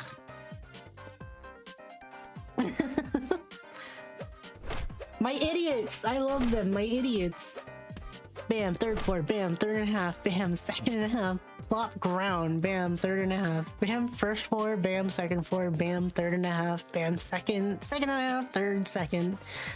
The two keep pelting the poor building while I keep drawing notches on the scoreboard. Sometimes I run out to collect the rocks after they fall into the bottom. If you think about it, isn't this game sort of like a reverse meteor shower? Rocks flying up into the heavens, never quite reaching their destination. If we captured them with a long exposure camera, they'd leave similar traces in the sky. A sea of dark parabolas. Most are uneven, uninterrupted, halfway through, broken. This illustration is everything to me. Same. It's my favorite so far. Ugh, ouch. I get distracted and a pebble hits my head. Asha, I'm so sorry. Are you okay? Oh, yes, don't worry. Please keep going. Geez, Shubina, watch where you stand. Sorry.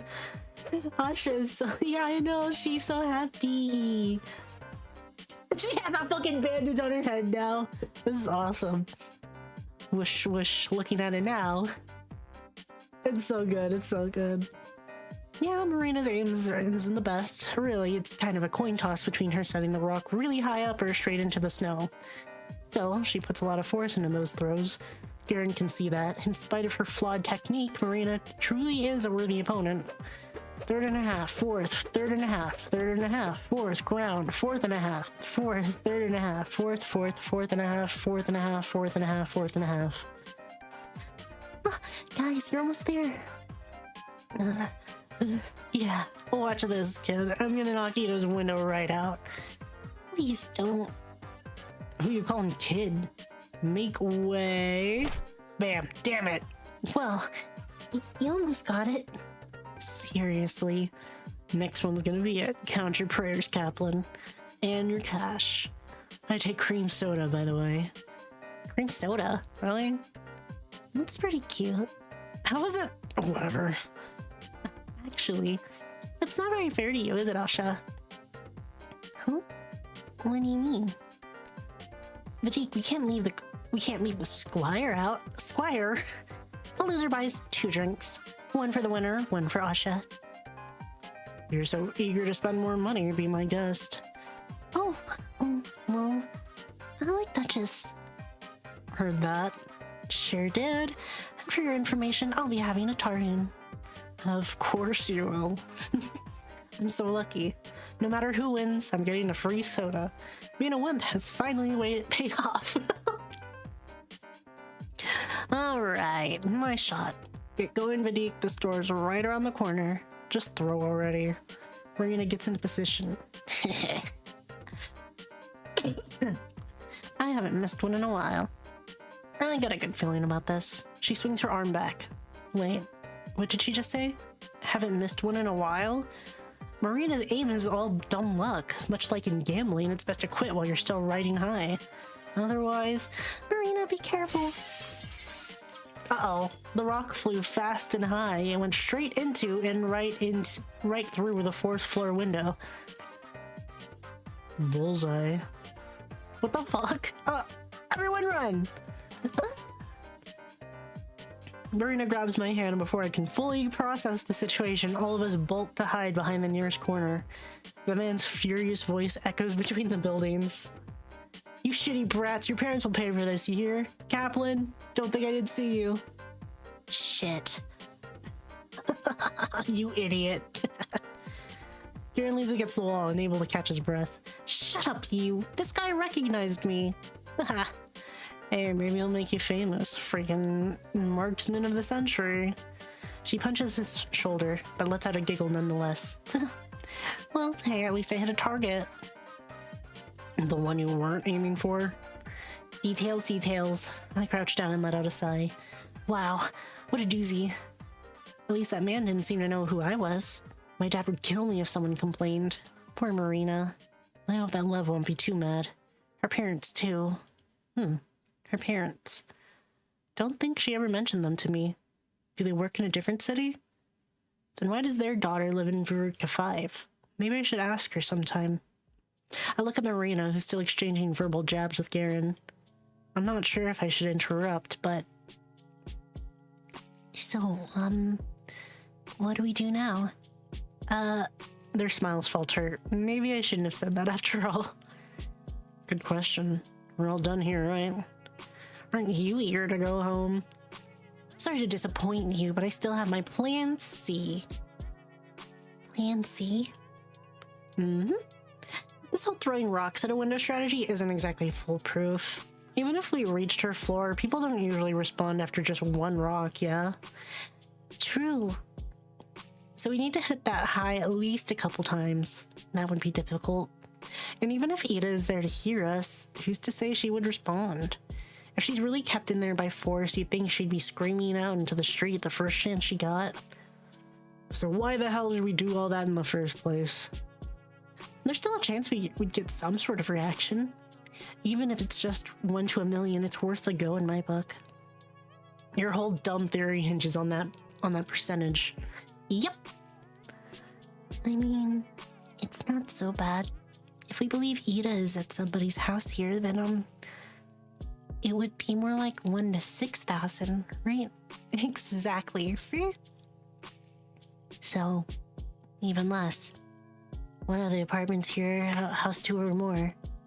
So, it's at least 1 to 3,000. Oh my gosh, Shubina, who cares? Good thing you're barely talking class.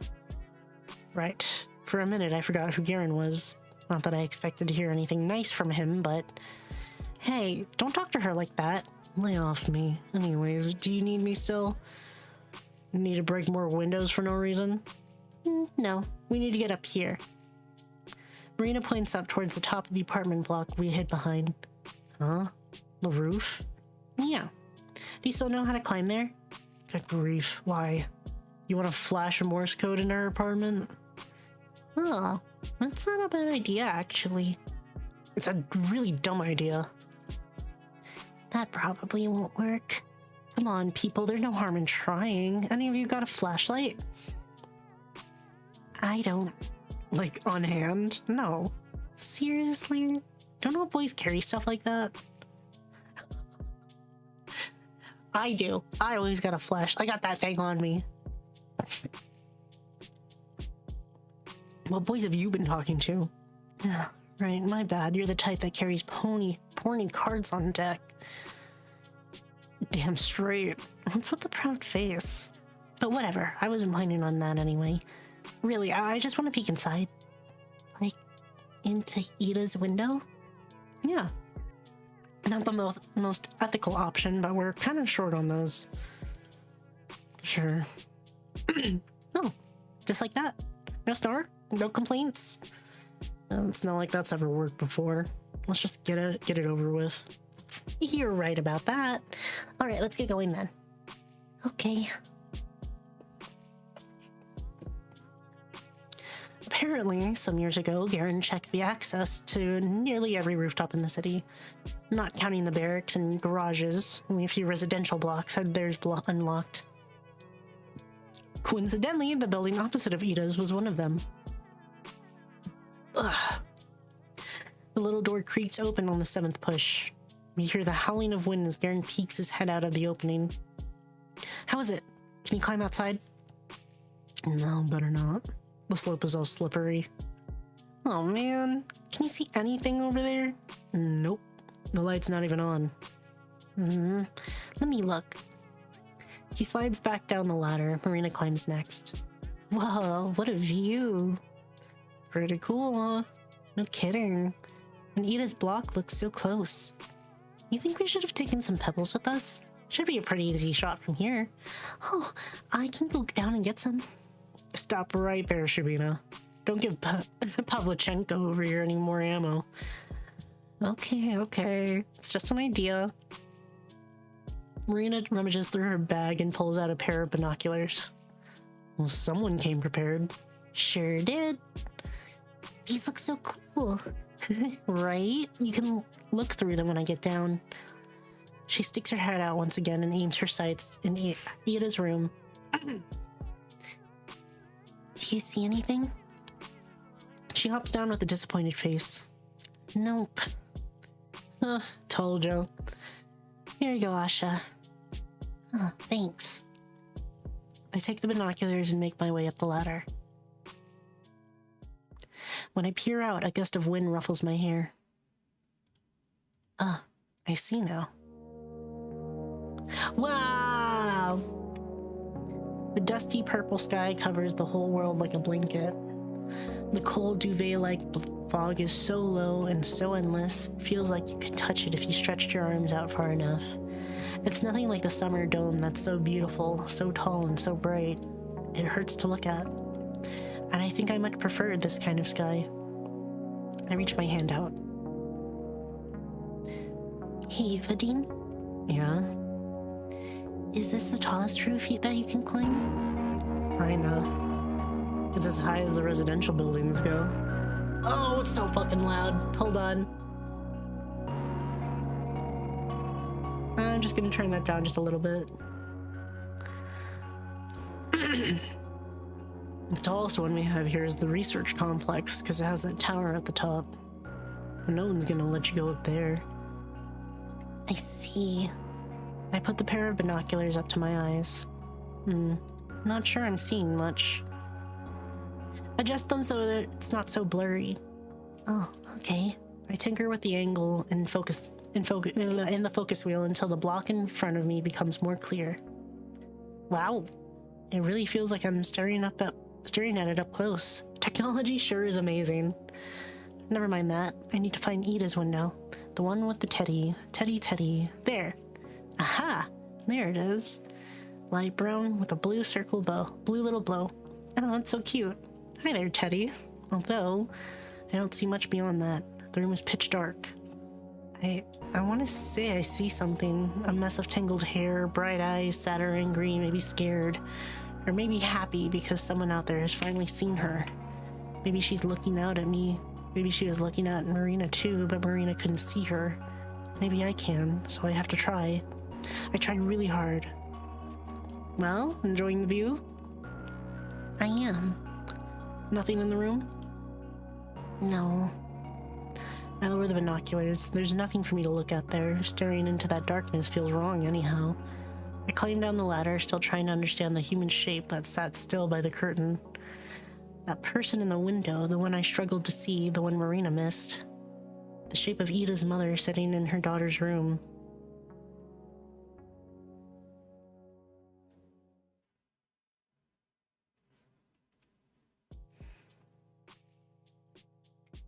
So this was all a big waste of time. Well, I wouldn't say so. Alright, your stupid theory got confirmed as stupid awesome. As stupid awesome. Glad I was here for it. Hey now, the evidence is inconclusive at worst. I really don't think that's true, Marina. Sorry. It too, Asha. Why are you so hung up on it anyways? You weren't doing anything for days and now you're suddenly playing detective? Hey, it's not like that.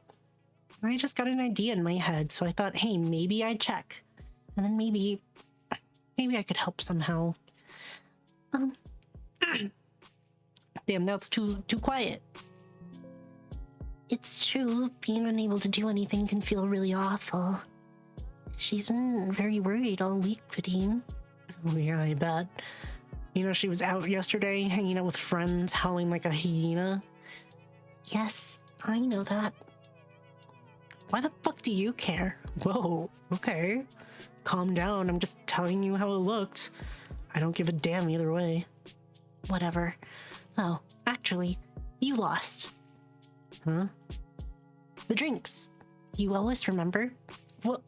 How the hell did I lose? Well, the last shot was mine, so... That's the logic you're going with? You were also very rude. Still are. We need reparations. The only one who deserves reparations here is Shubina for getting hit with your dumb rock. And so do I for being dragged around by you two weirdos. Please, it's not like you had anything better to do. Isn't the company of two beautiful ladies a treat in itself? Show me the beautiful ladies, then we'll talk. I was planning to go to cinema with my boys before you called. It was a US movie too, damn it. Oh, right, they're showing it this week. I wanted to see that one. Oh, I remember that. Hey, let's go watch it. Huh? The movie. Like, all together? Well, yeah. Then it won't feel like the day is wasted, right? I guess, but with you? I see. Asha, he's never taken a girl to the cinema before. He's shy. Oh, really? I've been to the cinema with girls, alright? I just don't want to be stuck in a room with you two. I'll catch the crazy. Better start avoiding your own house if that's what you're worried about. Really? Well, whatever. We're gonna have a gay old time without you. Who needs a guy who can't stick to his word, right, Asha? What freaking word? Your win condition makes no sense. Oh, right. I was really looking forward to the soda. Yeah, I bet you were, you freeloader. You're getting one no matter what. How's that fair? It's not. Marina demonstratively turns around and beckons me with her hand. Come on, Asha. Let's leave him to his card stash. A guy who's too cheap to buy you a measly Duchess ain't worth your time. Really, we should warn all the other girls about him. Hey, it's not about money and you know it. Ciao, Vadim. We got a date with Hollywood. Okay. Bye, Vadim. Hey, Kaplan. That's blatant provocation. Wait. Garen catches up to us. Okay, alright. I had a feeling I'd start liking Garen, but like, you know, come on. Come on. He's just one of the guys. No, he still kind of sucks for all the shit that he does to Asha. I get the feeling that he does it out of like spite of her like not standing up for herself. Like that weird like, I don't know, pride thing, I guess. But it still sucks. We walk together down the road to the community center. Marina and Garen keep bickering. Sometimes they laugh, and so do I. It's not like I have any illusion regarding this. Tomorrow things will be the same they've always been. Garen will still be the same Garen, and Marina, after the Yiddish situation fades from our collective mind, she'll have no reason to talk to me anymore. It's only natural. I understand that the moment I'm living now, this brief glimpse into what living correctly is supposed to feel like, will soon end. So I should appreciate it for what it is. I'm not sure if actual friends are supposed to be this rude to each other, but this is good enough for me. My memory will certainly cast all the interactions of today in a more favorable light, so we'll correct the small unpleasant parts. And what will remain is... Careful, don't spill. I'm trying. Marina passes around the package of corn puffs she's smuggled in. Garen is holding on to our communal bottle of cream soda, the result of a begrudging compromise. I still would have preferred Duchess. By the way, you know what this one's about? Oh yeah. Asha, do you? It's about some superstar lady? Judging by the poster. Every time Asha starts thinking like this, I know, but it's like, I know where she's coming from. Just like feeling so undeserving of everything that you just think that nothing will go your way and like any good thing is merely just like a coincidence. At best. You got half of that right. Marina leans and whispers. It's about a cross-dresser. Oh, wow. Cool, right? Damn it, why are you spoiling it? It's not a spoiler. It's a taste of what's to come. So it's like, hello, I'm your aunt? Hello. Hello. I mean, I guess we already have a movie about that, huh? There's some like it hot too. They ran it last year. Oh, you're right. I wanted her to be a bit more shocked or something. Please, guys in dresses are old news. My brother watched this movie that had a totally naked chick on screen. A movie, huh? I'm serious. Like a real Hollywood film. They showed him doing it too. Cool. That's very brave. Don't look at me like that. You girls just don't get it. I get it. What was the film? Crap, I don't remember. The Stuntman? No, maybe not that. It's starting. The light dims and the regular pre-movie roll of fiddle starts to play. I don't find it especially funny, but Marina's giggling by my side makes me smile. And then the film begins.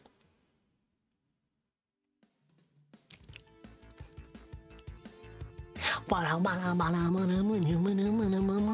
film, what can I say? I've seen a couple of foreign films before, but American ones, they're in a whole different league. Asha's view that anything good that happens to her has to be a temporary coincidence. Yeah, I know exactly where she's coming from, man. It sucks. She's me for really. So bright and shiny, like a glossy magazine. As if the fabric of that world is made from a material that's so much more refined than ours. How much of it is real, I wonder? Maybe it's a wishful projection, like a really good kind of propaganda film. No, that's not it. It's not even close to something like that. It's not flat at all.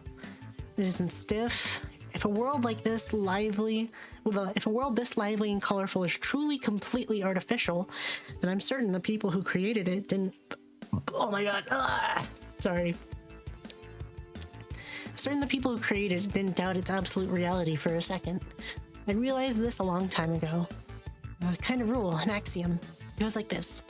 A fake is only truly good if its creator cannot tell it from the real thing. This must be an exquisite fake. Marina laughs, and so does Garen, and so do I. And so does every other person in the theater. My face hurts from the grin that refuses to go away. I keep laughing along, even when I can't see the screen. All of the colors start to blur, even the sounds. What are they saying? I don't understand. I hear everyone laughing, so I laugh along. My cheeks feel hot. There's music blaring. Is there some sort of montage happening? I don't know. It's all just noise. My cheeks. No matter how much I wipe my face, it's still wet. Even as I stare down at my knees, away from all the flashing lights, the fog in front of me won't clear. Hey, Asha? Are you okay? Marina. I hear her whispering to me. I feel her gently caressing my shoulder. For some reason, I can't respond. My vocal cords won't work. She keeps asking me quiet questions and receives no answer. She mutters something to Garen. He mumbles something back. I'm not sure if he's saying something to her or to me. Before long... No, it all goes wrong! Is this the lobby? Before long, I find myself in the foyer in Marina's arms. She slowly pets my hair. I don't know how long we've been sitting here. By the time I hear Garen's voice, my throat feels totally dried out. What's going on? Does she feel sick? Something like that. Shubina, hey, you all right there? Something hurt? Be quiet for a minute.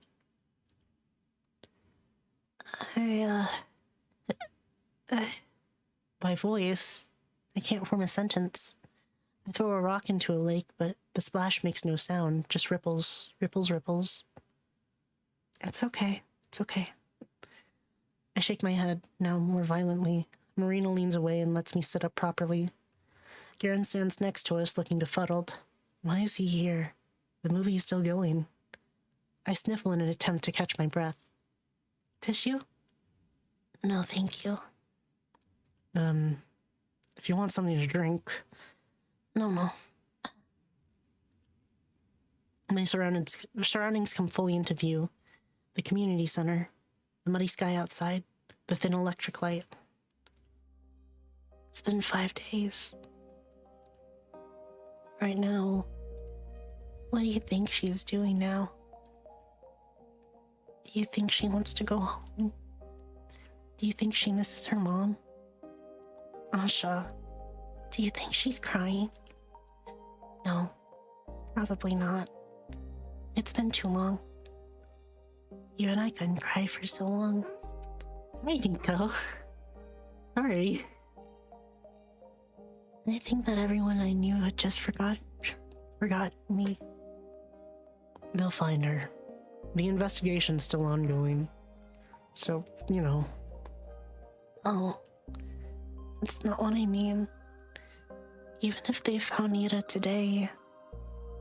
I sniff again, and before I can refuse, Marina shoves a paper napkin in my hand. I crumple it thoughtlessly.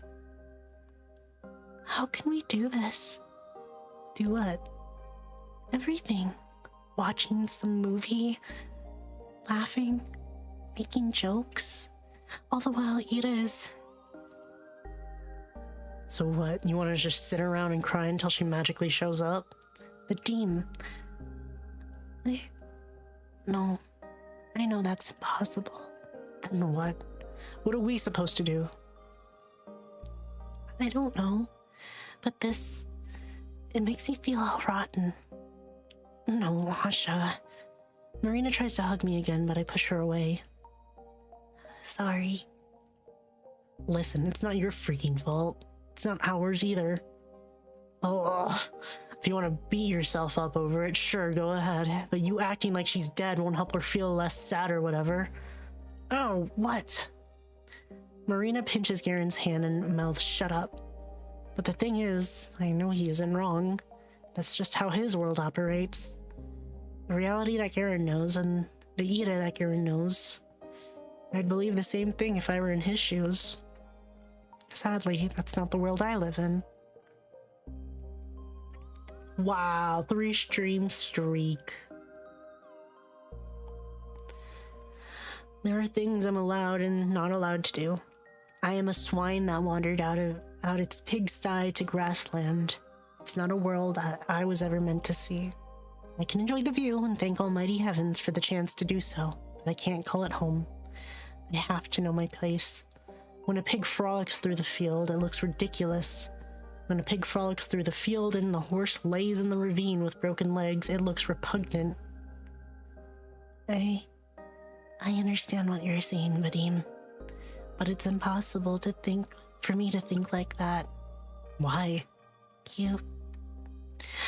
I know Ida wasn't very polite to you, or anyone really, so I don't expect you to feel bad, I understand, but I don't know how I'm supposed to live anymore. You didn't even know her that well.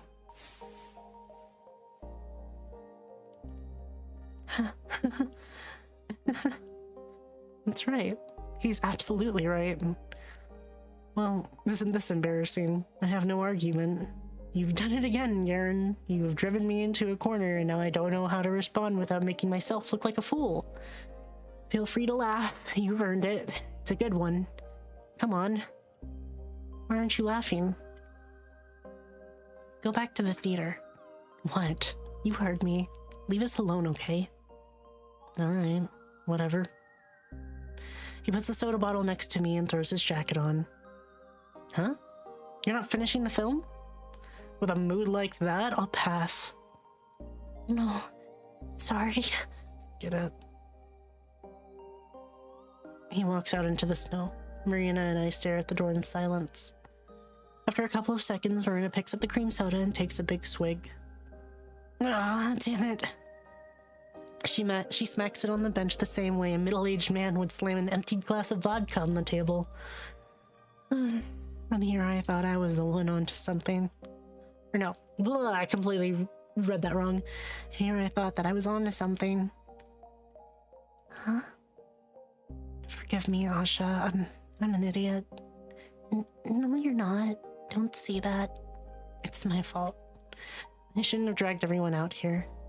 No, I shouldn't have reacted like that. I just ruined it for everyone. You didn't. I felt the same way. I know, it's all stupid.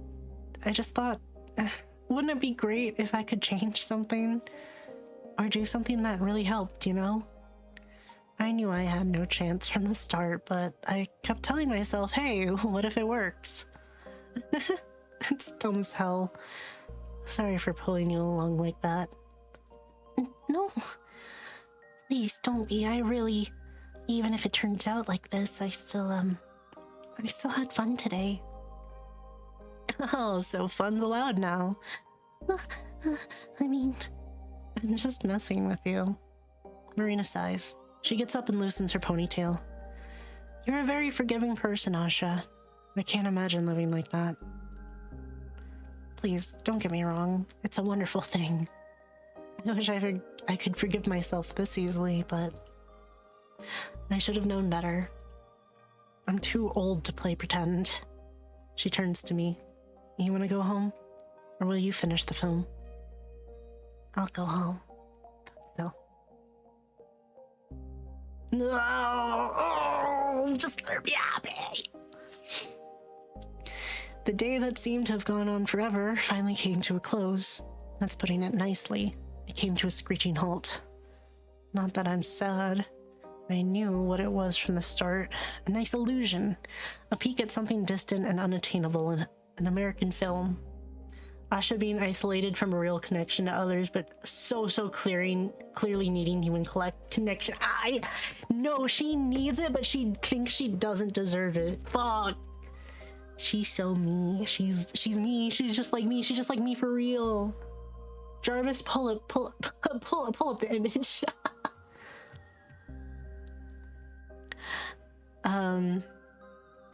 Let's see. A dream you'll inevitably wake up from. But did it really have to end that way? If only I didn't get unreasonable. Maybe then... No. The next scene stays the same no matter when you cut the one that comes before. We could sit through the movie. We could even go to Z.A.T.O right after. We could walk around all evening and talk and have fun. Yeah, she can't process any human connection. She gets as... I know. She just thinks that it's an illusion or like something not real for her that she's not allowed to have. But tomorrow, I'll be the same old me. Tomorrow, Garen will be the same old Garen. Tomorrow, he'll find a new reason to make fun of me. Tomorrow, I'll hear the same old jokes from my classmates. Tomorrow, I'll look at the ceiling and pray for Ida to come. She won't. Ida. She could probably throw a pebble up to the 5th floor, no problem. Well, maybe not completely without effort, but she threw a chair. That's not as easy to do as it looks, you know. She'd totally win. And then she'd get a free drink from Marina. Ugh. What would your favorite flavor be? Maybe, Bicol? I can see that. I can see that. I like Bicol too. I know, she undervalues herself so fucking much. Ugh. And we'd all go to the movies. Ina has probably seen a bunch of American films already. I can imagine her going to the cinema all alone. She'd have no qualms about that. Going together would be so much fun. Today's film was hilarious. I bet she'd be laughing all the way through. I'd like to see that. I think I got some snow in my boots. Crud. It's my fault for coming up with the idea so late. Well, in all honesty, I thought of it when looking down from the roof opposite to Ida's. I just got swept up in the conversation and forgot to share. Also, dragging Marina back there after she got noticed would be rather risky. It's nothing I can't handle by myself, though. I don't exactly believe Marina's theory. Even Marina herself never actually believed in it. Frankly, that kind of speculation was plain disrespectful. But even then, there was something I still wanted to do. Snow piles on fast, so the lines need to be as deep as I could make them. I dig all the way to the ground. As far as legibility goes, nothing beats black text on a pure white canvas. By the time morning comes, it won't look nearly as striking, but it should still be readable. I climb the little play ladder to check if everything's okay. Yeah. Should be good enough. Good enough for who? Ida's mother? Yeah, I'm just being tasteless. It's an offensive thing to write. Acknowledging that won't make it any better. And I'm not so principled as to erase it. I'm selfish, and I need today to end a certain way. This end makes me content. I climb down from the frozen ladder and head home. I know, she's so fucking, she's written so well. A message sprawls across the playground under Ida's window. Switch toy if you're there. She is. I can tell that Fairy's been writing her for a while. Jammed signal B.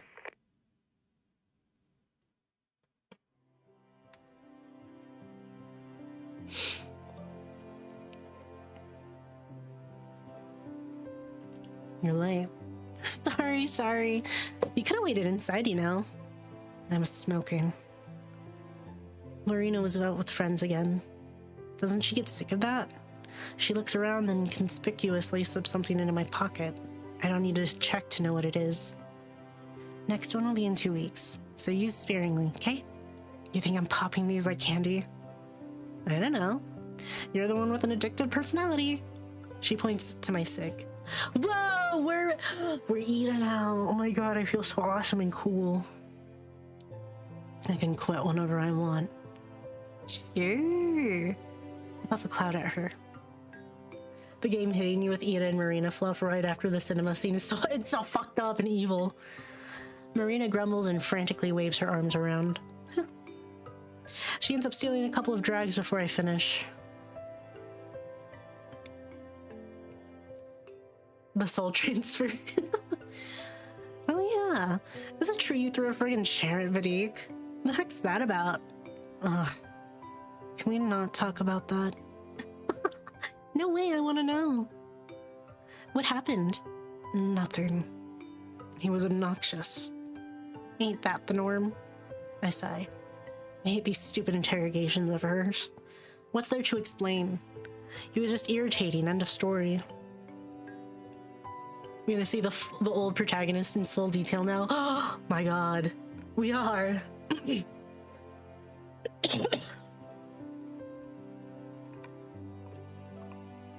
Sorry, I need water. My throat's so dry right now.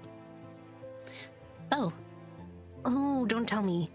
Did he try hitting on you? No. Gross. Yeah, my bad. They'd be gathering money for a wake if that were true. Don't make me dream. This stupid incident. It happened, what, 2 weeks ago? 2.5? Feels like it's been months. Time hasn't felt right for a while, though. The pill bottle weighs heavy in my pocket. He was just picking on this girl. What's her face? Asha. Resident doormat. She's whatever. Oh, huh. You always stand up for her like that? Of course not. It's not my problem.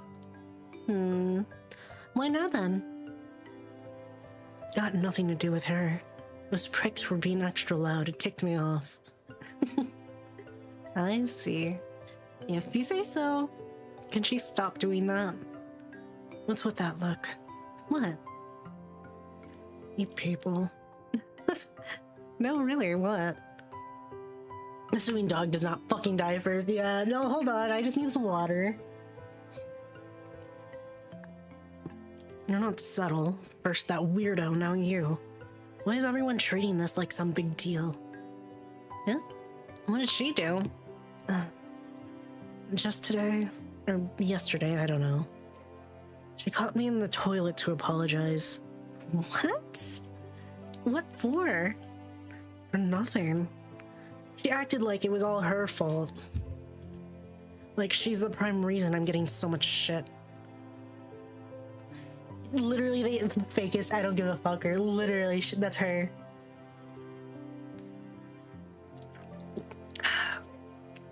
Give me a break. We never even talked. Wow. Not even a thank you, but a sorry? I don't need thanks. It wasn't about her. Well, I guess it would be pretty big for someone in her situation. People like that are starved for any sort of kindness, you know? It wasn't kind at all. It's a matter of contrast, dummy.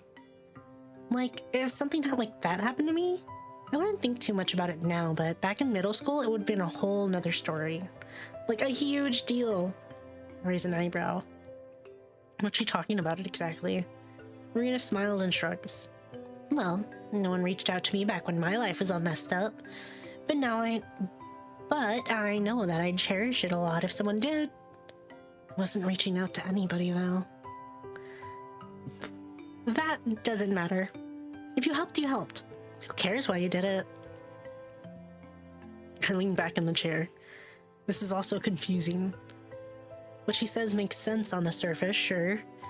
But then that logic should apply to me as well. No matter how you look at it, it doesn't. Because that would mean that Marina... I don't get people like that.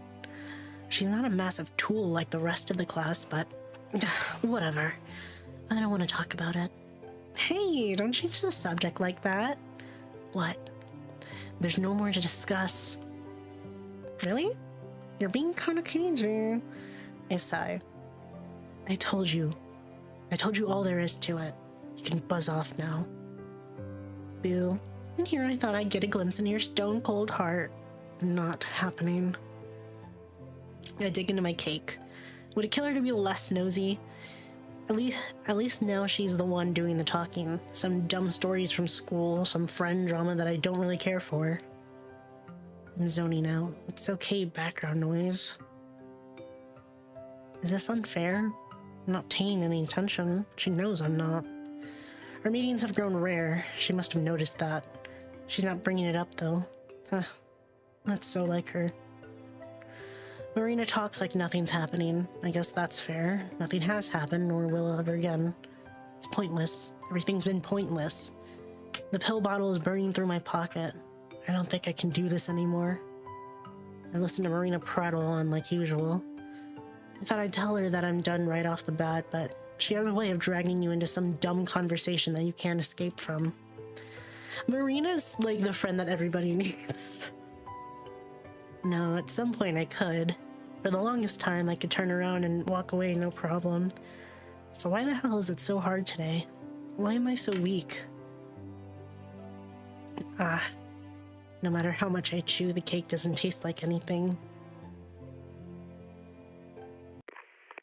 Oh.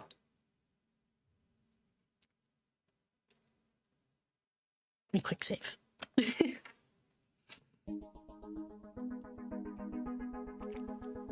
Well, text time?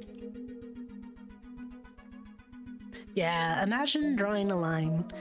It doesn't have to be perfectly straight. In all likelihood, it won't be. If you go on for long enough, it will get wavy, unstable, or jagged. After a certain point, even an artist's steady hand can't stay completely still. Let's say you keep going on in one direction. You stare at the line you've drawn from up close and it looks like a mess. Wow. So much variety. The rises, the falls, the soft waves, the sharp edges, and then you zoom out. The further you go, the more insignificant those little fluctuations become. Once you rise all the way up high, your eyesight won't distinguish them at all. All you will see is a straight line. A single perfect stroke. You might say, but what if the fluctuation is so massive it encompasses most of that line? What if the shift is so monumental it can't be ignored even when viewed from outer space? Easy. The line needs to be longer. And past a certain point, all deviations, even ones spanning thousands of light years, will become negligible. Do you see what I mean? Whoa. Now picture a line drawn across the whole entire universe. A truly endless line. Not what kind of curve could possibly put a dent in it. An infinite line could only be offset by an infinite curve. And an infinite curve, a circle, an endless wheel, a cassette reel that plays everything that has and will ever happen. Is the song endless, or is it stuck on loop? The reel is endless, hence there's no need to rewind the tape. It goes on seamlessly, forever. And it's a beautiful song. It doesn't need changing, not that it's possible to change. Isn't it silly to still yearn for it? To dream of altering something that's already perfect? No, silly isn't the right word. It's blasphemous. Who are you to think you could improve a masterpiece? You, a human. Or do you seek the opposite? Do you wish to deface it? To inflict change like you've inflicted a wound upon a body? How low. Thankfully, the body that you're looking to destroy heals much better and faster than you could imagine. You push the knife in, and you feel it all. You feel the soft resistance of the skin, the toughness of the muscle underneath. You feel its edge hitting the bone. You see how the blood gushes out and drips down to the hilt. You blink. What's that? There is no knife. There is no cut. Your hands are clean. All that remains is a faint smell of rust. You act surprised, but deep down you knew this would happen. Because you've always been aware of it. Everything in this world returns to absolute. Back to class. The sun rises and falls somewhere my eyes can't reach. The twilight looks down at me with a dull expression. I feel its gaze piercing the school roof and the floor above. No doubt I meant to catch it. I need to look it in the eyes and own up to my own hubris. Fuck. Read. But there's a problem. My signal still isn't strong enough to pierce through concrete. I know that because as I look up, I felt nothing but the burn of the lamp shining straight into my eyes. No good. Perhaps I can make contact through the window. No, doesn't seem so. It's too dark. I can't make out the scenery at all. Instead, the glass is smeared with the reflection of my face. That I don't want to look at. Hey, Shibina. I said hey. Oh. Mechanical pencil pokes me in the back. It hurts. Don't poke me like that. What is it? Calm down, crybaby. It's just a pencil. You did the English assignment, yeah? Yes. So... Aaron stands with his hand expectantly outstretched. Same pose as always. Same expression. The team. Yeah? Why do you always... You guys can't do your own homework at all? His eyes narrow. Didn't we tell you? We're all busy people. Yup. Yeah. Haha. That's right. We got a lot going on. It's okay if you can't relate. I also have things to do. Yeah, like what? Walking alone, looking at snow till you hallucinate? What? Huh? What are you talking about? Oh, you don't know? This psycho cornered me the other day and started talking like I pulled some prank on her. Wait, I thought he wouldn't... Why? Why did I think he wouldn't talk about it? What the hell? Shibina, is that true? Not the first time she did something like this. Yeah, there was this one time in 5th grade. You mean at the car repair? But then why now? Why bring this up today? Could it be... I mean, I always thought she was a little weird. It's kind of depressing, no? You mean scary. What if she, like, snaps someday? Haha, her? What's she gonna do? I dunno, she's crazy like that. Hey, Shubina, you're not the one who offed Berchevskaya. Shut up! Huh? Was that my own voice? What the hell? Look at you. You know what jokes are, Shubina? You know what jokes are, Shubina? I do. It's not funny. So what, you're gonna start crying now? You don't have a sense of humor, that's your problem. Well, what? English. Garen stares at me. I stare back. I'm not giving it to you. Huh? Why? I don't want to. It's as simple as that, but for some reason the words get stuck in my throat. Guys, you seeing this? Shubina's getting greedy. What's with her? Honestly, you're awful unfriendly today. That's not how you talk to your classmates. Careful, what if she bites? Yeah, I don't want to catch what she has. Easy, Shuba, easy. The laughter doesn't stop. Before I can react, Garen grabs my bag and throws it to the others. They search through it unceremoniously. I get up and try to get it back, but I'm too weak. They push me away with zero effort. Of course, they find what they were looking for. They grab the homework and mess up some of my notebooks in the process. Not in a way that looks purposeful, but I know better. Well, at least I don't carry my poems with me anymore. It would have been worse, though. Maybe if something similar happens, someone like Ida would stop. Don't even think that. Don't you dare. Ida can't be replaced. Not just because there's no other person in the world as wonderful as her. It's not just that. The real reason is bigger than that, far bigger. It's because we've been there already. We've been through all of that, and what came of it? Nothing. Everything's back on the same track. Everything naturally fell back into place. It's all according to the universal rulebook. Any divergence will be combed into a perfectly straight line. Going by that principle, I see why Garen had to strike that low. Why it had to be done today. What a message. It was a message. Yes, of course. Now that I look at it, Garen's expression isn't quite the same. Something is off. His smirk, his eyes, his laughter. All of it feels a little forced. Oh, I get it. You're afraid I forgot my place since yesterday. You think that I wouldn't let you live that... You think that I won't let you live that down? What's that? There's nothing to live down. What are you on about? Is what you might say in response. But it's obvious. You're just plain dumb. Because I heard it. I heard it when you asked why I was crying. There it was. A faint trace of concern. I saw it too. That awkward look on your face when Marina sat there on the bench comforting me. I'm right, aren't I? Is that why you're so... That's what got you so scared? That's funny. You really think you need to draw this line? You don't. I never want to cross it in the first place. You act as if I don't know how everything works, as if you need to teach me. But I know. I've known all along.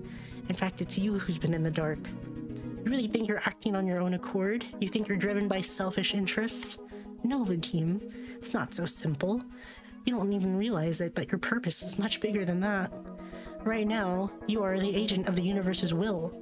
You are the force that swings back the pendulum. You're monumental.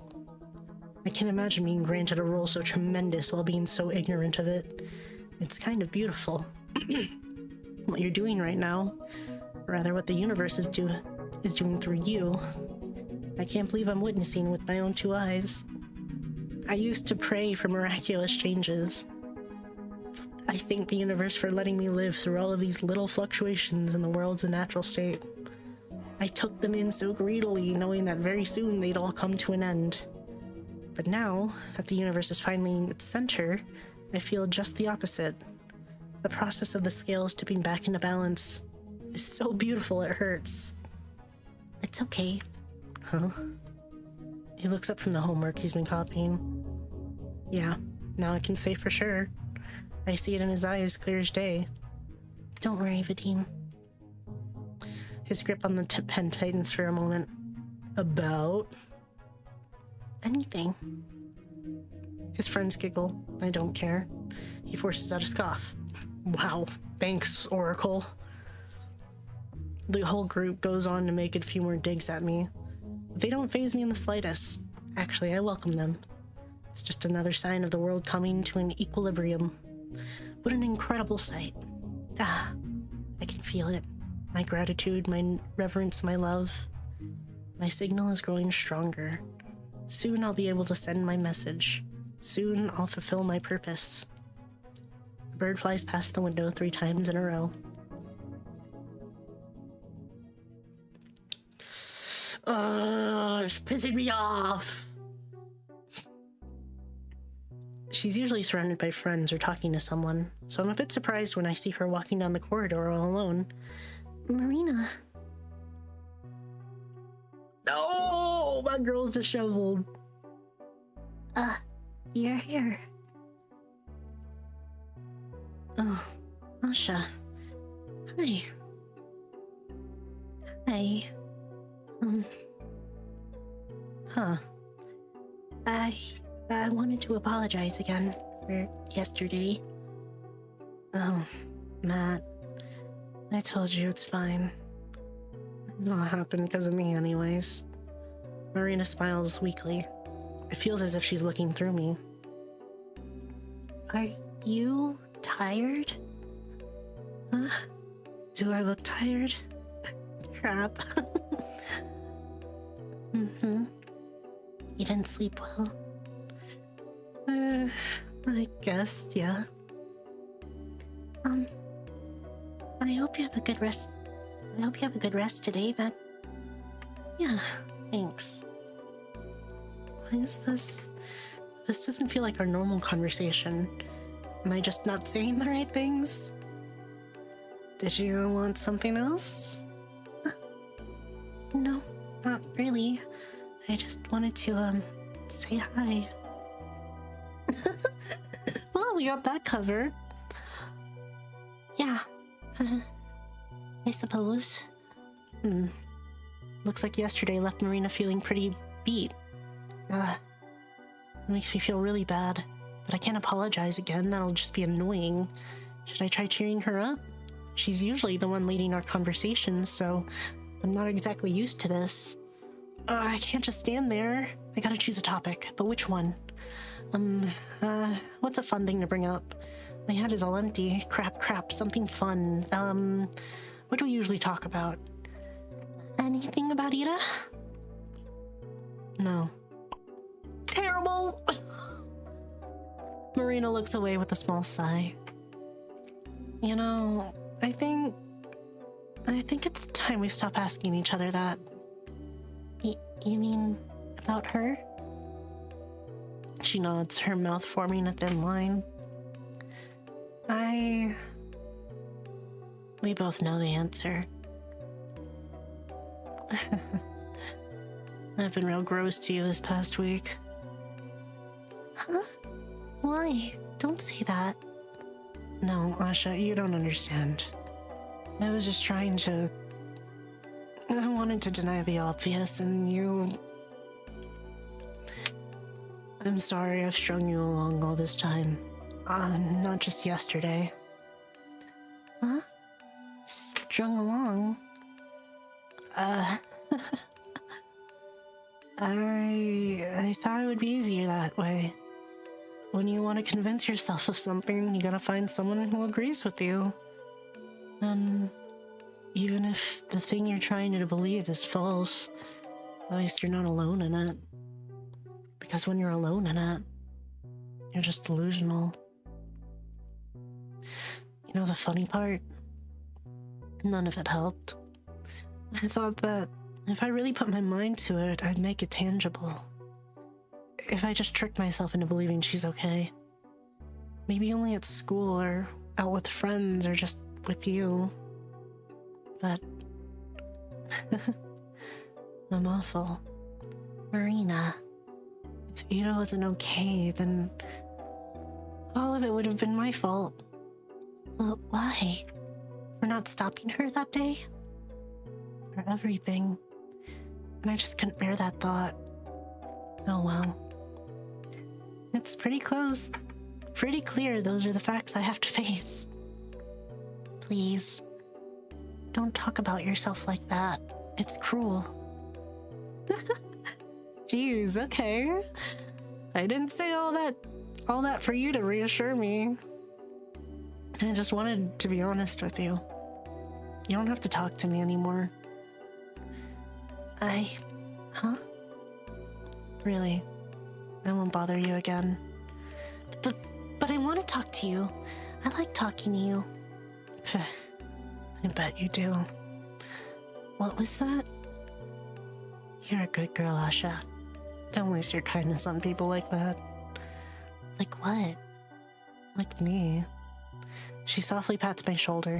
At that moment, it doesn't feel like she's looking through me anymore. Those eyes. Maybe I'd be happier if I never caught that expression. She walks away and I'm left standing with a dumb face and a flat pain in my chest. Feels like I just saw something no one was ever meant to see.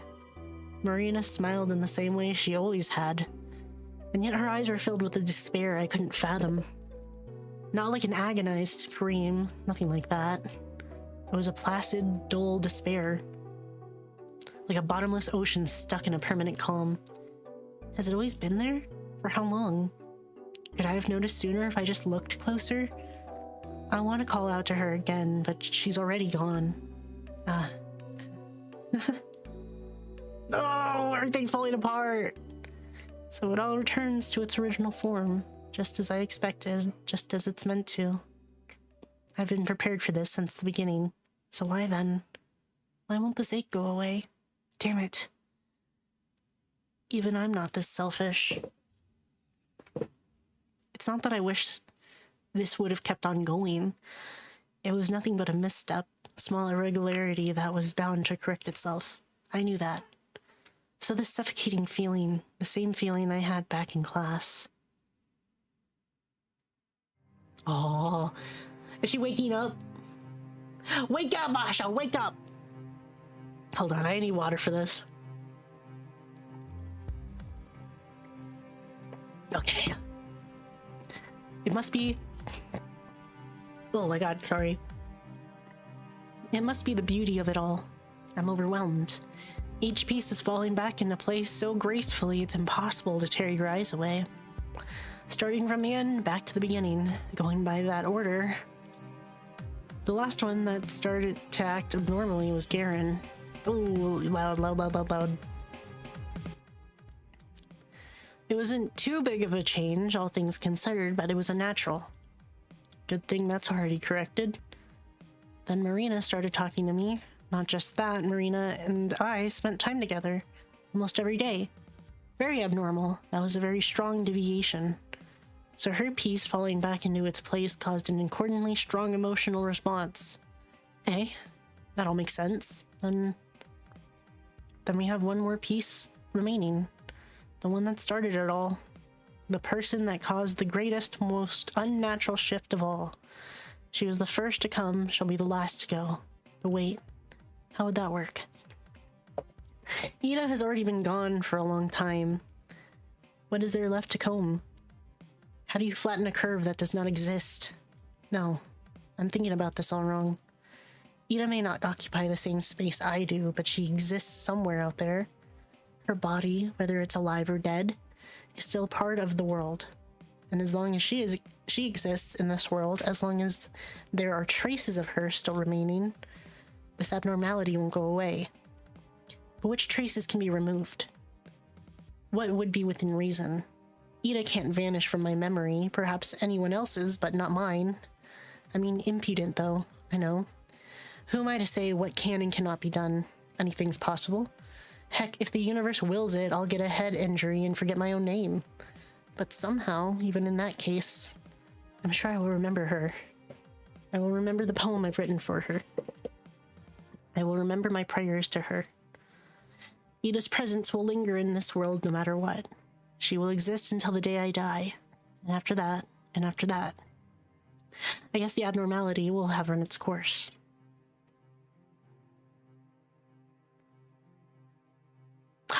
We gotta see. There's a response. The message is much bleaker now. The snow is deeper, the letters are shallow, but it's still there. I look up to the window.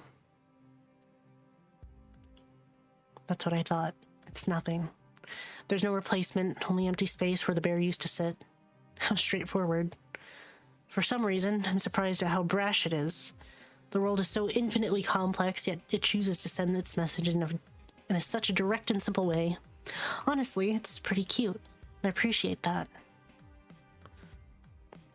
So that's how you want to be. You want to erase all that remains of her. Every footprint she's ever made, every word that she's ever spoken. Everything until Ida Grachevskaya becomes nothing more than a memory. Well then, a memory shall be. I'm looking straight at you. Do you see me? I don't know why it's not showing up. That's so weird. Thank you for the lemon.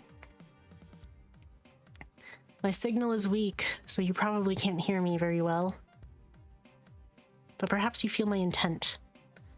I said so already, haven't I? You may cleanse all the distortion on planet Earth. You can erase everything and everyone else for good. That's part of why my breath halts when I think of you. It's part of why I love you. But I have to deny you just this once, okay? Are you mad? Sorry, I can't tell. But please don't be. It won't change anything. I am a pitiful, worthless gnat. I know that nothing that I do will ever matter. Not to you, not to anyone else. But for Ida, no, for myself. I won't let her memory fade. It's the one thing I won't concede even to you. Hey, what's with that look? I'm being arrogant, I know. So if you wish, please swat me like a fly. I'll understand. In any way you like, in any place, at any moment. Erase me from this world. I have to be abnormal too, right? I'm part of the problem, right? Now that Ida exists within me, there's no choice but to smite me. Hold on, I gotta sneeze. Thank you. So smite me, please. Cleanse your body of me. Cleanse yourself of this filth. Heal. Let this world return to its axis. Oh my god. Hold on, I think I need to blow my nose.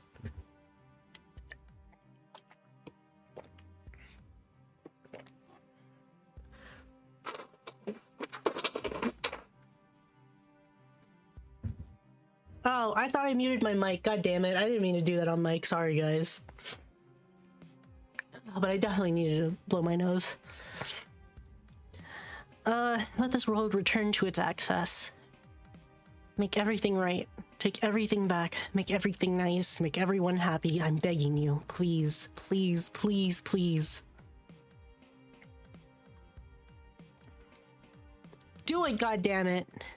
Ah, she's yelling.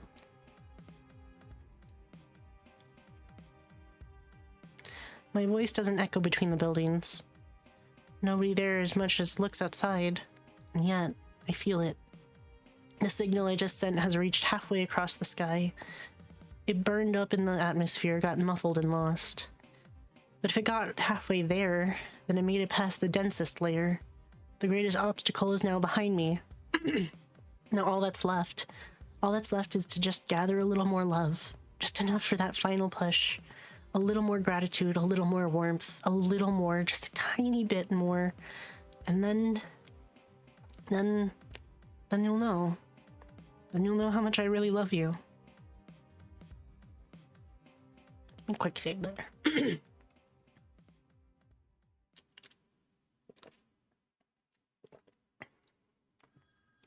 Oh, a phone call?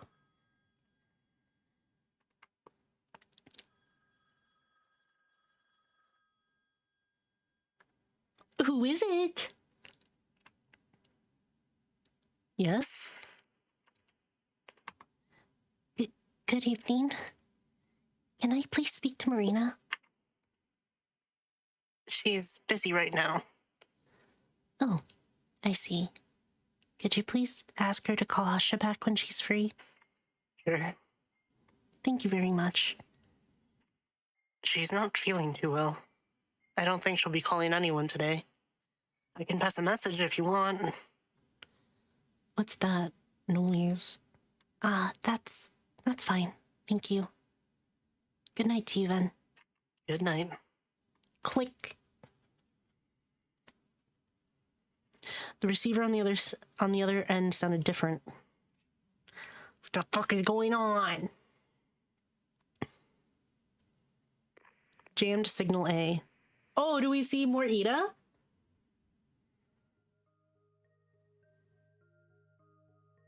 Ground. The ground under. The ground is firm. I feel the ground under my boots. I put my foot down firmly so I feel the ground under my boot. Stomp. Solid. Stomp. Solid. Stomp. Ah. I fall. It's like a dream. The same as when I'm just about to fall asleep and suddenly my body drops. Or like I missed an extra step while going down the staircase. But that's unfair. I was just looking at the ground. I was just looking straight down at the soil. Why did I fall? I was so cautious. It's not fair. It's not fair. It's not fair. It's not fair. It's not fair. It's not fair, damn it. Wow! What was that? Oh, wow. Oh! New YouTube sub. Outpost Orange. Thank you so much for subscribing. Hey, I'm falling. You hear me? I can't stop. Hello? Of course I'd fall no matter what. My sad attempts to save myself were self-deception. Who am I kidding? Who am I kidding? You can't prevent a fall when there's no ground below you. What did I ever think there was? What was I trying to imagine every time I brought my foot down?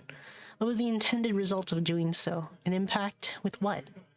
An impact needs two objects. There are no two objects. Because an object cannot collide with itself. It's all one object. It's all one object. Everything in the world is only one Wah! A flashbang. Me? I jolt and skitter away from the figure that just touched my shoulder. What the hell do you want? Oh, this is Ida for sure. It's blurry. Who is this? Everything around me is a shapeless blotch. My hands sink into something wet and brittle. I don't want anything. Can you see me? Of course I can. What kind of question is that? My back hits something hard. Ugh. I try to grip onto the brittle stuff below, but my unsteady hand sinks lower and scrapes against something cold and dirty. I feel it burrowing under my fingernails. It's gross. Oh, you do? What do I look like? Uh-huh. You see me, right? Then it shouldn't be hard to answer.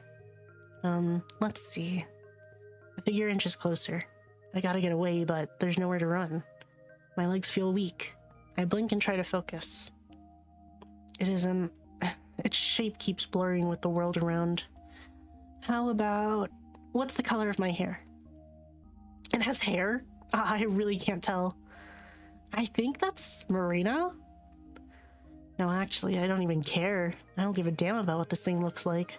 What the hell does it want with me anyway? I don't like it. I don't like it one bit. Well, maybe, how about the color of my dress? That should be easier, right? Can you answer that? Ugh, go away.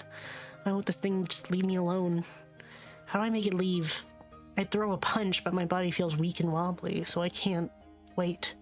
No, I can throw. I can totally throw. What do I throw? All that my hand can grab is weird brittle stuff.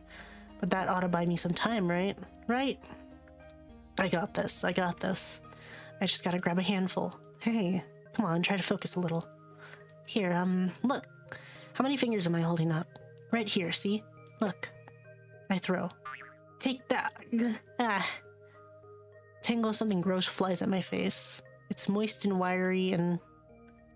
Ew, poo, puh, puh. Some of it got in my mouth. Ew, ew, ew, ew, yuck.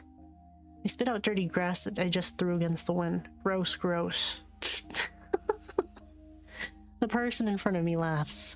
Grr, who the hell does she think she is? Right, she. That's a girl's voice. A girl. Blah. You... I lift my head. Shut the hell up. What's so funny? Yes, Marina!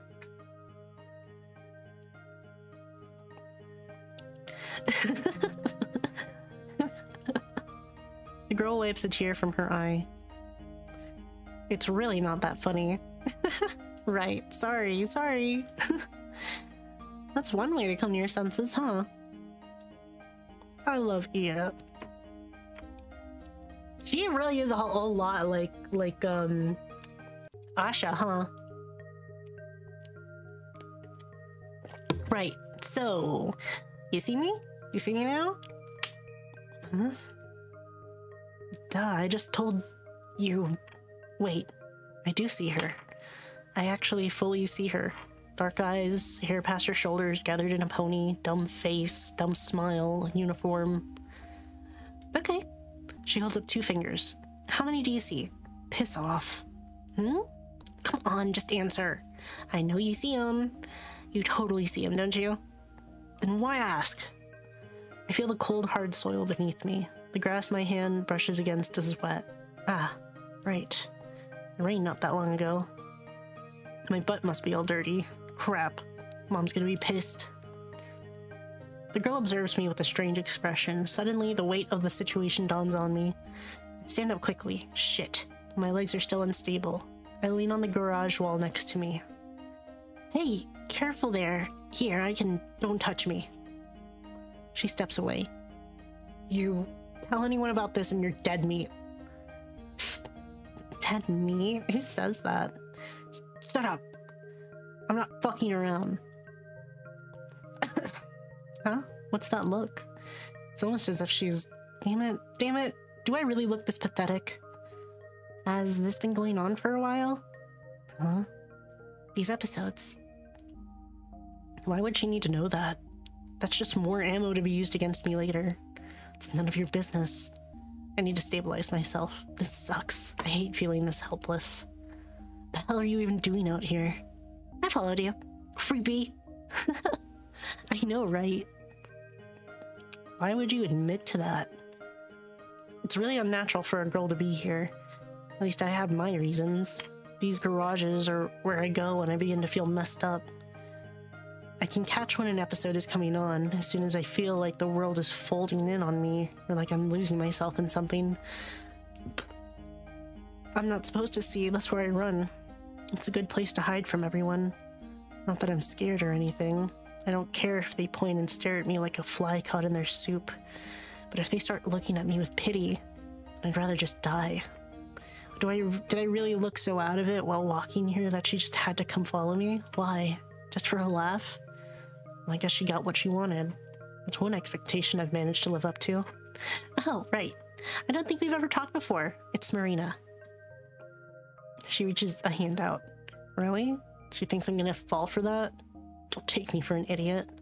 I want to scoff at her. I open my mouth to speak, but when I meet her eyes, those words catch in my throat. At first I thought she pitied me, but no, that's not it. This girl, what's with her? Ira. Yeah, I know. Not gonna shake my hand, are you? No. You should, though. Huh? It helps you stabilize. Gripping something, feeling its texture, temperature. Good way to ground yourself. Huh. But I guess you're touching that wall already. Maybe that's good enough. The hell's her deal? Does she not understand what she just saw? Does she not know me? No, she just said she does. And why? Why isn't she looking at me all weird? Where's the disgust, the ridicule? Does she not get it? Doesn't she know that looking at someone who's weak is meant to make her feel superior? Doesn't she know this is the part where you're supposed to laugh? Hey, don't worry. I won't tell anyone.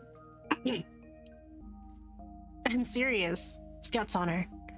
I'll kill you if you do. Well, better not snitch then. The way she speaks is kind of annoying. I can help you. Huh? You know, with episodes. I know how to handle them. Piss off. Hey, I'm serious. I know what I'm talking about. Like hell you do. Just shut up already and leave me alone. I don't know what's wrong with me. Who does she think she is to say something like that? I hate people who act as if they know you better than you do. No, really.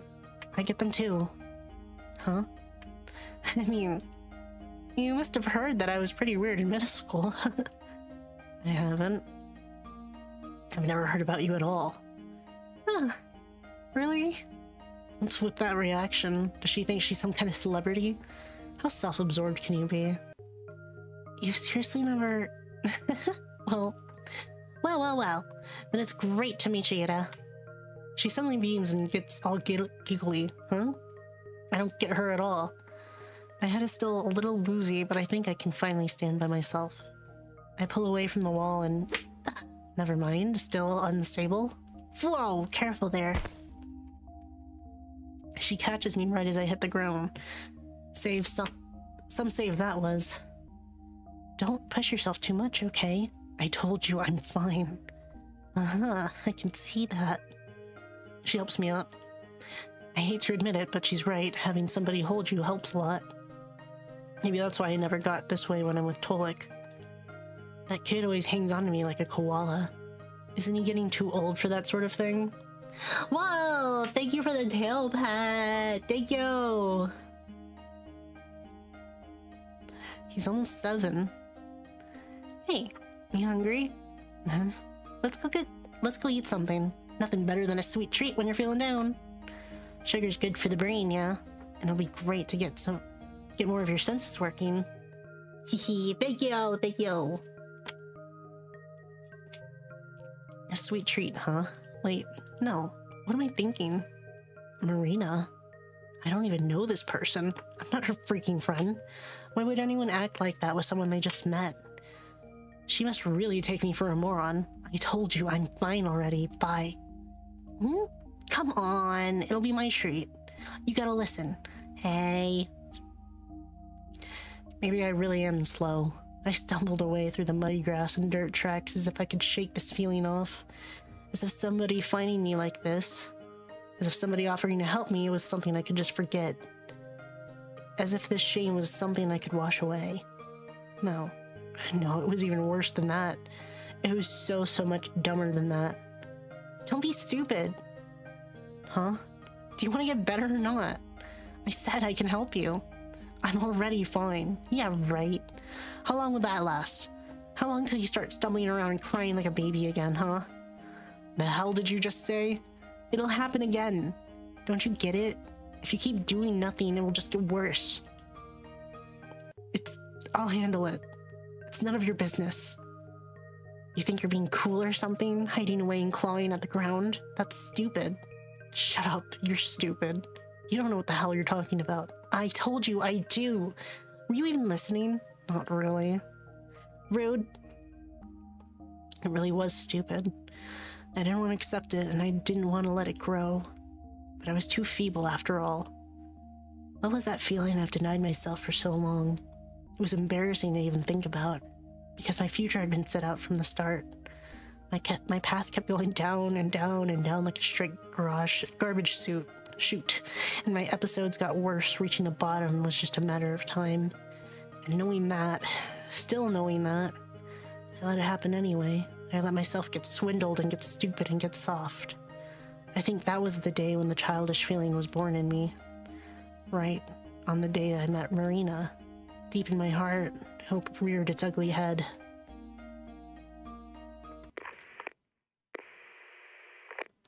Wow. I think this is gonna be a good spot to save. Let me overwrite everything just in case. Just in case. I think this is a good place to stop. Thank you guys so much for hanging out with me. This is good. We're progressing. Well, more like we took 2 steps forward and then 3 steps back. So that's really awesome. Huge day for Asha today. I don't know. I'm probably gonna put out next schedule next week. Pretty sparse schedule, I think, for next week. I'm thinking I got some stuff I gotta do, but I will see you guys. I think I should be pretty wide open the week after that, and then we should go back to regular streaming schedule. But yeah, thank you guys so much for hanging out with me this week. It's been epic and awesome. Thank you so much, Numbers, for the raid. Love it. And I'll see you guys next week or something. I don't know. Isn't it awesome?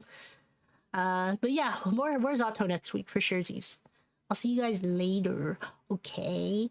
Good night, everybody. Good night.